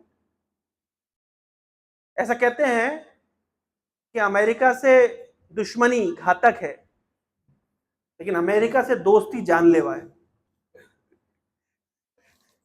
अब देखिए, जितने अमेरिका के दोस्त है पहले वही शहीद होते हैं, पहले उनका ही 12 बजता है। तो ये सब नीति है, कहां किससे कितनी दूरी बनानी है, किसका कितने पास जाना है। तो ये सब चाणक्य पंडित ने ये पूरा, और ऐसा नहीं मन से दिया है। चाणक्य पंडित लिख रहे हैं कि सारे शास्त्रों को विधिवत खोज के, खगोल के, मैं ये नीति शास्त्र आपके सामने, ये मेरी द्वारा सृष्ट नहीं है फॉर्मूले, ये समग्र शास्त्रों से ला करके मैं आपके सामने प्रस्तुत कर रहा हूं, इस संसार में जीने की कला। इसलिए मैं सुझाता हूं कि हमें संसार में जीने की कला इन नीति शास्त्रों से सीखनी चाहिए। बहुत सरल हो जाता है, बहुत सारा जो हमसे गलतियां होती है वो बच सकती है। और दूसरा, आपने जो प्रश्न किया तुलनात्मक दर्शन, तो तुलनात्मक दर्शन आपकी खुद की जिम्मेदारी है। मेरा अनुरोध तो ये रहता है कि हमें कभी भी किसी को फोर्स नहीं करना चाहिए कि हमारे दर्शन सही है। भाई, हमने हमारा दर्शन आपके सामने व्यक्त किया, अब आपके पास स्वतंत्रता है कि आप अलग अलग संस्थाओं में जाइए, अलग अलग गुरुओं के पास जाइए, उनसे पूछिए भाई आपका दर्शन क्या है। हमारे पिताजी ऐसा करते थे। हमको जब हम इस्कॉन में ज्वाइन कर रहे थे तो हमारे पिताजी हमको थोड़ा सा परखते थे, तो अलग अलग साधुओं के पास, अलग अलग संस्थाओं में लेकर के जाएंगे और बोले बात करो इनसे। हमारा डिबेट होता था।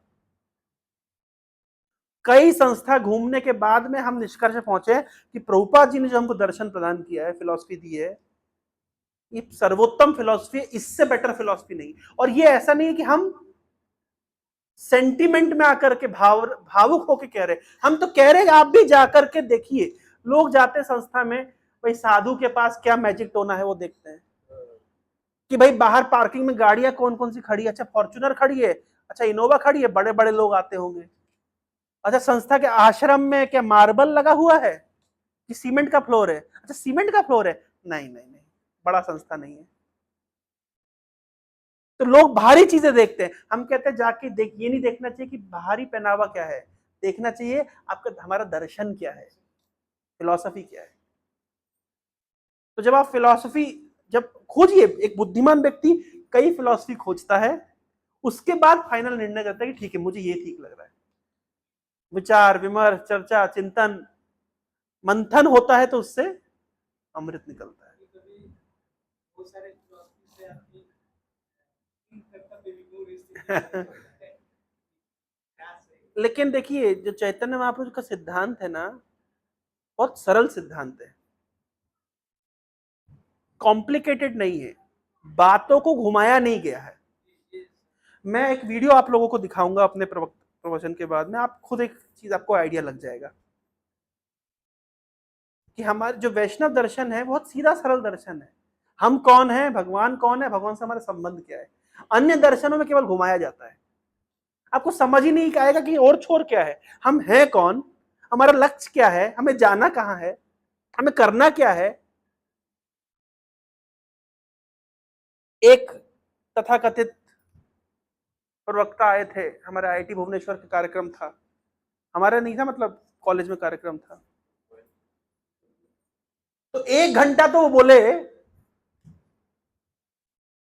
कि आत्मा ही सब कुछ है, पूरा 1 घंटा इसके ऊपर बोले। भाई अब आप आए हैं तो आपको वापस भी तो लौटना है। अगले 1 घंटा बोले आत्मा होती नहीं।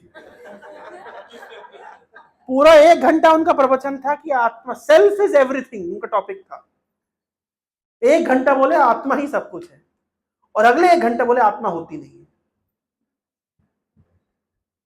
बताइए अब आप, और आपको पता है इस व्यक्ति के दुनिया में YouTube के सबसे अधिक फॉलोवर्स हैं, सब्सक्राइबर्स हैं।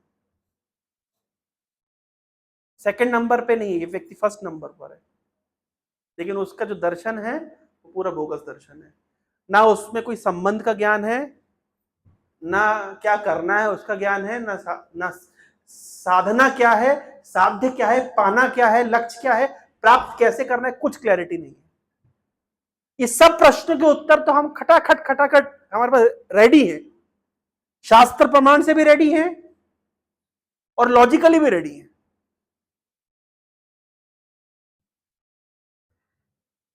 तो ये हमारे दर्शन। मैं कुछ दिन पहले क्लास दे रहा था हमारे भक्तों को, कैसे तर्क से स्थापित करें कि हमारा दर्शन सबसे उत्तम है। शास्त्र को साइड में रख दीजिए, तर्क से कैसे स्थापित करें, इसके ऊपर हमने विवेचना करी, 2 घंटा बैठकर वर्कशॉप लगाई कि तर्क से स्थापित करेंगे कि ईश्वर है, नियंता है, वेद सत्य हैं, ये तर्क से स्थापित करेंगे हम।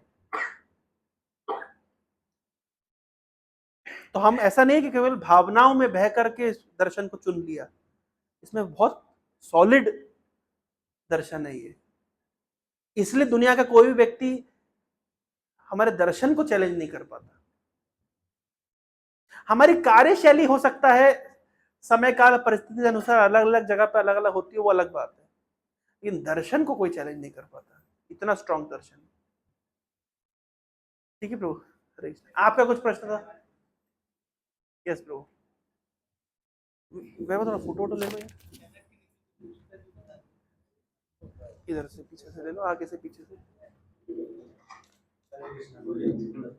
जैसे आपने भगवान से प्रेम करने को बताया जी, तो मुझे भगवान से प्रेम करने का सरल विधि क्या चाहिए, और सेकंड क्वेश्चन मुझे कि हम अपने काम और क्रोध को भगवान के सेवा में कैसे करें। बहुत अच्छा प्रश्न आपका। आपका प्रश्न है कि भगवान से प्रेम करने की क्या विधि है। हम सब उस कॉलेज में एडमिशन लिए हैं जिसका एंड गोल यही है ना। जो विधि हमें श्रील प्रभुपाद जी के और उनके अनुयायियों के द्वारा बताई जा रही है वो सीधी सरल विधि है। इस विधि को पालन करके बहुत लोगों ने कृष्ण प्रेम प्राप्त किया है। ये कोई मतलब भावुकता नहीं है, फैक्ट है। और हमें पूरा भरोसा है कि हम अगर इस विधि को जो प्रभुपाद जी ने हमें प्रदान करिए। भगवान का नाम कीर्तन, 4 नियम का पालन, भक्तों का संग, पुस्तकों का अध्ययन, भगवत प्रसाद इत्यादि, ये जो कुछ भी विधि हमें बताई गई है ये परफेक्ट है, इसने फल दिया है और आगे भी फल प्राप्त होगा। तो अलग से कोई विधि नहीं है। जो विधि अभय अच्युत प्रभु आपको सिखा रहे हैं सेम ऑथोराइज्ड विधि है। हमारी संस्था यहाँ औरंगाबाद में कोई नई नहीं खोली है, ये मूल संस्था का फ्रेंचाइजी ही है। सेम प्रोडक्ट है। जो प्रोडक्ट आपको दिल्ली में मिलेगा, बंबई में मिलेगा, अमेरिका में मिलेगा, वही प्रोडक्ट। जैसे KFC, अब KFC का प्रोडक्ट हर जगह सेम ही है, तो ये भी एक औरंगाबाद आउटलेट है। सेम ज्ञान आपको मिलेगा, सेम विधि मिलेगी, विधि में कोई अंतर नहीं है। अंतर पड़ता है हम कितना उत्साह के साथ उसका पालन करते हैं, कितना निश्चय के साथ में। दूसरा आपका प्रश्न है काम और क्रोध से संबंधित। इस विधि के पालन करने में परिश्रम भी बहुत है, परीक्षण भी बहुत है। हम उदाहरण अगर देखें तो शबरी के गुरु ने एक बार कहा था कि भगवान राम आएंगे। शबरी ने क्या किया? हर दिन सुबह उठती थी, फल तोड़ती थी, फूलों से अपने पूरे घर को सजाती थी, पथ रास्ता बनाती थी कि पीछे जाके भी लो, पीछे से जाके लो, भगवान आएंगे। ये नहीं कि शबरी ने सोचा कि हाँ भगवान आएंगे तो मुझे मैसेज कर देंगे जब तक मैं रील चलाती हूँ। और ऐसा नहीं कि भगवान 1 साल नहीं आए, 2 साल नहीं आए, सालों साल नहीं आए, हजारों साल नहीं आए।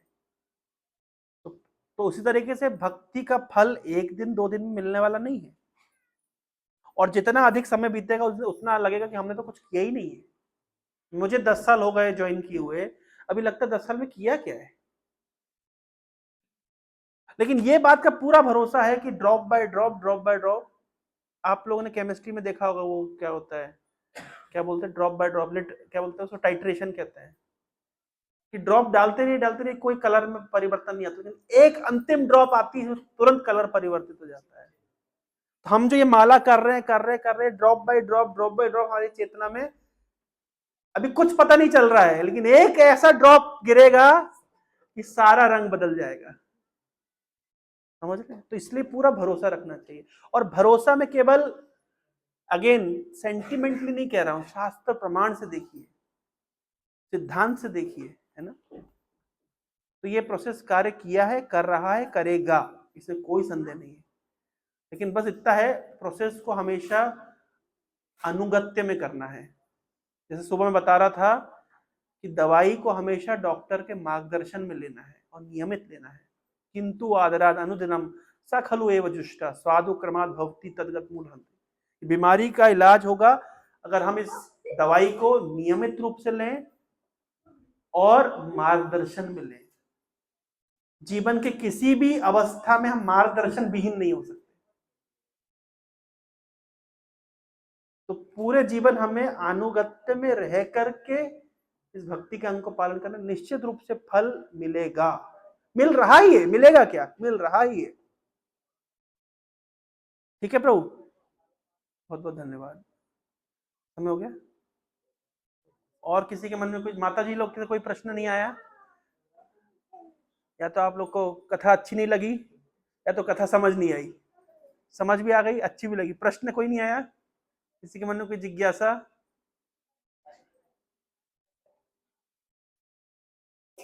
ठीक है, तो जी आप कुछ कहना चाहते हैं? तो हम आप सभी से अनुरोध करेंगे, एक बार जगन्नाथपुरी की यात्रा करिए, यात्रा पे आइए, और जैसे आपने हमें यहाँ सेवा करने का अवसर दिया, तो हमें वहां भी थोड़ा सेवा करने का अवसर दीजिए आपका। तो कथा कीर्तन के माध्यम से आपको थोड़ा जगन्नाथपुरी का हम दर्शन कराना चाहेंगे। चैतन्य महाप्रभु की दृष्टि से जगन्नाथ धाम का दर्शन। हरे कृष्णा। श्रील प्रभुपाद की। हरे कृष्णा। तो हम लोग कैश करेंगे जगन्नाथपुरी का। तो प्रभु जी जो है सो आप लोग जानते हैं कि भुवनेश्वर मंदिर में रहते हैं, और वहाँ पर युवाओं को प्रचार आदि का कार्य देखते हैं और हर जगह भ्रमण करते हैं। तो भ्रमण में ही मुझे पहले भी याद है लास्ट टाइम मुझे बता रहे थे कि देखिए लास्ट टाइम क्या हुआ, मुझे औरंगाबाद में हम बता देते हैं, हम बता देते हैं, चालू है ना अभी? हाँ, हम बता देते हैं। तो औरंगाबाद ऐसा है कि हमारे मानस पटल पे छप गया। एक कारण तो यह कि बचपन में हम महाराष्ट्र वाले औरंगाबाद गए थे, है ना, जिसका नाम है अभी हो गया संभाजी नगर। तो वहां पे वो ताजमहल का फोटोकॉपी है ना, बीबी का मकबरा कहते हैं उसको। तो एक तो औरंगाबाद, हमने कहा अच्छा बिहार में भी औरंगाबाद है, अच्छा ठीक है। हम क्या है, हम चाइना जा रहे थे, तो हम लोग कार से जा रहे थे, तो हमने नई नई बैटरी वाली कार ली थी। तो हम भुवनेश्वर से, हमें दिल्ली तक जाना था, हमारी फ्लाइट दिल्ली से थी। तो जब यहाँ से गए दर्शन किए, तो हमारे भक्तों ने क्या किया, कार को चार्ज नहीं किया। ये सोच के चार्ज नहीं किया कि भाई हर जगह चार्जिंग स्टेशन है, कहीं पे भी लगा लेंगे। लेकिन बिहार ठहरा बिहार, और हमको नहीं पता था कि यहाँ थोड़ा सा डायनामिक्स अलग चलता है। अब जो चार्जिंग स्टेशन वो बंद पड़ा हो या तो खराब हो, अब समझ ही ना आए, और हमारी गाड़ी चार्ज नहीं। अब करें क्या? तो हम औरंगाबाद से जस्ट थोड़ा सा पहले, हमें नहीं पता था कि यहाँ पे केंद्र है, तो हमने फिर एक होटल बुक किया, होटल में रहे। हमने कहा गाड़ी चार्ज करेंगे। अब गाड़ी अगर ऐसे चार्ज करनी है होटल में, पेट्रोल पंप पे गाड़ी जो चार्ज होती है वो घंटे भर में हो जाती है जहाँ चार्जिंग स्टेशन होता है, लेकिन ऐसे चार्ज करेंगे तो पूरा दिन लगेगा उसको। तो हम करें क्या? तो हमने गाड़ी लगाई चार्जिंग पर, होटल रूम बुक किया। अब हमारे पिताजी एक इंडक्शन दिया हुआ था, लेकिन और कुछ नहीं था हमारे पास। तो हम ये मार्केट से कुकर खरीदे, तेल खरीदे, मसाले खरीदे, चावल खरीदे, दाल खरीदे, सब्जियां खरीदे और कड़छी खरीद, सब खरीद करके हमने होटल के कमरे में खिचड़ी बना करके भगवान को भोग लगाई, खिचड़ी पाई। और उससे पहले हमारा प्लान था कि चाइना में जाएंगे तो प्रभुपाद जी की कृपा से तो प्रसाद हर जगह मिलता है, तो चाइना में भी मिलेगा। तो हमारा कोई प्लान नहीं था, लेकिन क्योंकि हमने इतना कुछ खरीदा था, तो अचानक हमारे मन में प्रेरणा, काम करते ले जाते हैं। तो इंडक्शन, कुकर, कड़छी, मसाले, चावल, दाल, तेल सब हम ले गए। और जब हम चाइना पहुंचे तो ना वहां व्हाट्सएप काम करे, ना वहां ईमेल जीमेल काम करे, ना ही वो अलग ही दे, वो अलग ही रखते अपने सिटीजन को। अब हम करें क्या? हमने होटल बुक किया, और जब वहां के हम इस्कॉन केंद्र में खोजे कैसे तैसे तो गए। अब उनने हमको प्रसाद दिया, तो जो चाइनीज प्रसाद जिसको कहते हैं, हम जो चाइनीज खाते हैं वो तो चाइनीज का देसी वर्जन है, और जो वास्तव में चाइनीज लोग खाते हैं वो हम खा ही नहीं सकते। अब उनका भोजन देख करके तो हम तो घबरा गए। वो लंबी लंबी चॉपस्टिक में कुछ सब्जियां और कुछ चाय का पानी जैसा होता है, और कड़क सा चावल होता है, पता नहीं कैसे। तो वो लोग तो बड़े प्यार से खा गए, और हमसे तो खाते ही नहीं बने। तो आखिरकार जो औरंगाबाद से हमने सारा सामान खरीदा था, अपनी खिचड़ी बनाई और प्रेम से खाई। तो इसलिए औरंगाबाद हमारे मानस पटल पे छा गया। फिर उसके बाद में हमारी प्रभु से मुलाकात हुई, इस साल कब हुई थी? जनवरी में। तो प्रभु ने बताया कि हम तो औरंगाबाद से हैं। मैंने कहा अरे, और हमारा केंद्र तो काफी समय से, हमें पता ही नहीं था कि औरंगाबाद में केंद्र है, नहीं तो होता तो हम उस समय यहाँ आ जाते। फालतू हम खर्चा करके होटल में रूम लिए, प्रसाद। लेकिन देखिए, अगर नहीं लिए होते और नहीं प्रसाद बनाने की व्यवस्था, तो हम चाइना में भूखे मर रहे होते। तो सब भगवान के आयोजन से होता। हम तो हमारे भक्तों को बहुत डांट लगाए कि तुम लोग ध्यान नहीं रखते हो, लेकिन हमको बाद में समझ आया कि ये सब भगवान का विशेष आयोजन है। तो औरंगाबाद एक ऐसा, अब हमको छा गया दिमाग में कि भैया औरंगाबाद कहाँ है, अच्छा यहाँ बीच में, हमको पूरा याद रहता है। और फिर अभी प्रभु से मुलाकात हुई, तो प्रभु ने कहा आप कभी आइए। तो हमने कहा, तो हमारे एक मित्र का विवाह हो रहा है सासाराम में, तो हमने कहा ठीक है, औरंगाबाद से तो 50 किलोमीटर है। तो हमने कहा ये बहुत अच्छा अवसर। तो हमने कहा प्रभु हम आ रहे हैं, तो आप लोग का संग लेंगे। तो इस ने हमारा यहाँ पे आना हो गया। लेकिन हमने एक चीज देखी, भक्त लोग बहुत उत्साही हैं, और आप सभी, और आपके जो प्रश्न का जो स्टैंडर्ड है बहुत हाई है, मतलब बहुत इंप्रेस हो रहा हूँ। तो मुझे बहुत अच्छा लग रहा है आप लोगों के साथ में कृष्ण कथाएं सत्र करके। अगर भगवान की कृपा रही और भक्तों की कृपा रही तो इस तरह आना जाना लगा रहेगा। और तो प्रभु जी तो आएंगे ही, हम लोग को भी जाने का मौका मिलेगा। प्रभु जी के संग वहाँ पूरा लीला स्थली है, हम जानते हैं कि जब जाएंगे यहाँ से भुवनेश्वर, तो भुवनेश्वर से बीच में बहुत सारी लीला स्थली है। कृष्ण गोपीनाथ है, और वो है सच्ची गोपाल जी है, और फिर इस तरह से जाते हुए हम लोग जगन्नाथपुरी जाते हैं। ऐसे जाते हैं तो हम लोग, मतलब पहले भी हम लोग जगन्नाथपुरी अक्टूबर में गया था, सोच रही तो बस मंदिर गए, जगन्नाथ जी का दर्शन किए, समुद्र में स्नान किए, फिर चले गए वहाँ जो सूर्य मंदिर है, सूर्य टेम्पल, हाँ, कोणार्क। कोणार्क में चले गए, वहाँ दर्शन किए और 2 दिन में हम साहिब क्या देखेंगे, दर्शन नहीं किया, हाँ चलो। लेकिन चैतन्य महाप्रभु जब मतलब इस्कॉन के भक्तों के साथ गए तो 7 दिन रहे वहाँ हाँ, जगन्नाथपुरी में से, और ऐसे ऐसे जगह देखे, ऐसे ऐसे दर्शन किए, तो बोला यार बस धोखा हो गया था रात में। ऐसे ऐसे जगह जा नहीं तो, और फिर जब भी जाता था तो हर बार प्रभु के लोग नए स्थान में जाते थे, तो रिपीटेशन नहीं हो रहा है, तो सोचता था यार ये तो मतलब अलग ही जगह है नहीं। और मतलब पूरे भारत में शुरू तो मेला के जगन्नाथपुरी है, फिर वृंदावन गया तो वैसे ही आश्चर्य होता था। तो इस तरह से काशी गए तो काशी में क्या ही होगा, लेकिन जब वहां गए भक्तों के साथ फिर यहाँ भी बहुत सारा चंद्र महाप्रभु इधर चंद्र महाप्रभु ने गोस्वामी को ज्ञान दिया क्या हाल है, तो बोला यार ये तो मतलब अलग ही चल रहा है नहीं।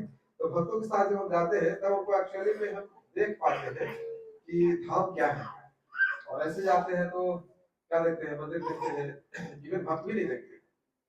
बहुत बार भक्तों से पूछते हैं रात में चले जाते हैं तो क्या देखा, ओ प्रभु जी यहाँ का पंडा इतने बदमाश है, किधर घिसता है किधर घिसता है, सोच रहे थे मतलब आपका ये अनुभव लेके आते यहाँ हैं, दिखा, उधर घुमाओ ना। है ना। तो सारा ये अनुभव हम लोग के रख लिया, और लेकिन भक्तों के साथ जाते हैं तो अलग ही अनुभव होता है। मतलब एक लड़का था लास्ट टाइम ले गए थे, मतलब भक्त नहीं था, और हम लोग जगन्नाथपुरी जा रहे थे तो एक व्यक्ति ने टिकट कैंसिल कर दिया, तो मैं उसको बोला चलोगे, तो बोला कि मैं छुट्टी में चल सकता हूँ, और बात था ही नहीं कुछ नहीं है, और बस चल दिया। तो वहां गया तो पहला दिन तो गया तो सुबह उसको पूछा क्या कर रहा हो, कहाँ हो, बोला आरती का टाइम है, समुद्र में नहा रहा हूँ। सुबह में वो 4 बजे समुद्र में स्नान कर रहा था, तो मुझे लगा तो पागल बैठे। लेकिन जब वहां से आया अनुभव पूछा, उसने इस स्टेटमेंट को एक बार भी नहीं बोला, पंडा ने मेरे को पसंद किया। उसने पूछा क्या अनुभव रहा, बोला जगन्नाथ जी को जो मैं देखा ना, बोले इतने बड़े विग्रह, और एक बार जगन्नाथ जी दिखते नहीं है, तो बोलता कि मैं ऐसे जाता था तो जगन्नाथ जी दिखते थे, ऐसे जाता था तो बलराम जी दिखते थे, तो मैं ऐसे और ऐसे करते रहता था। और तब मेरे को समझ में आया कि इसको वाले ऐसे और ऐसे क्यों। हरि बोल।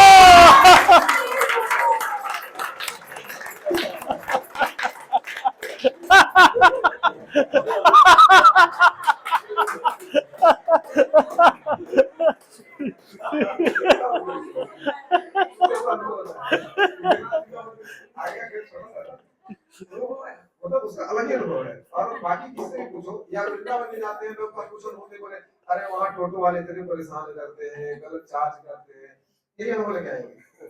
कुछ मतलब अच्छा पॉजिटिव ऐसा नहीं, या खुद हुआ तो बोले कि प्रेम से दर्शन हुआ अच्छा लगा, लेकिन बहुत भीड़ था। लेकिन भक्तों साथ जाओगे ना आप, एक्चुअली में वृंदावन दर्शन करोगे। आप भक्तों साथ जाओगे ना तो आप एक्चुअली में जगन्नाथ जी का दर्शन करोगे। क्या है जगन्नाथ जी, इसे भी देखिए प्रभु ने आपको लीला बताया, भगवान नरसिंह देव अवतार होता है ना, कि किस तरह से भगवान अवतार लेते हैं, तो आपको सारा सिनेमा देखना सुबह तक ध्यान से कोई सो नहीं रहा। इसे ये बहुत अच्छा गुण है जब हम भक्तों के साथ जाते हैं, है कि नहीं। तो हम लोग पुलिस रिक्वेस्ट करेंगे कि जब हम आए तो हमारा प्रोजेक्ट गाइड बनाए, गाइड बने तो बहुत अच्छे से लोग कर पाएंगे, है कि नहीं। तो हम लोग निकट भविष्य में करने वाले हैं, जब रहेंगे, है ना। तो हम लोग जगन्नाथपुरी जाएंगे तो अच्छा रहेगा। ओके, हरे कृष्णा। तो हम धन्यवाद करेंगे इतना सुंदर बात करने के लिए, और हरे कृष्णा। हम लोग भगवान जी का लीला सुनाने के लिए जोर से हरे कृष्ण महामंत्र साहब, Hare Krishna Krishna Krishna Hare Hare, Hare Ram Ram Ram Hare Hare. Hare Krishna. Thank you. Okay, तो अभी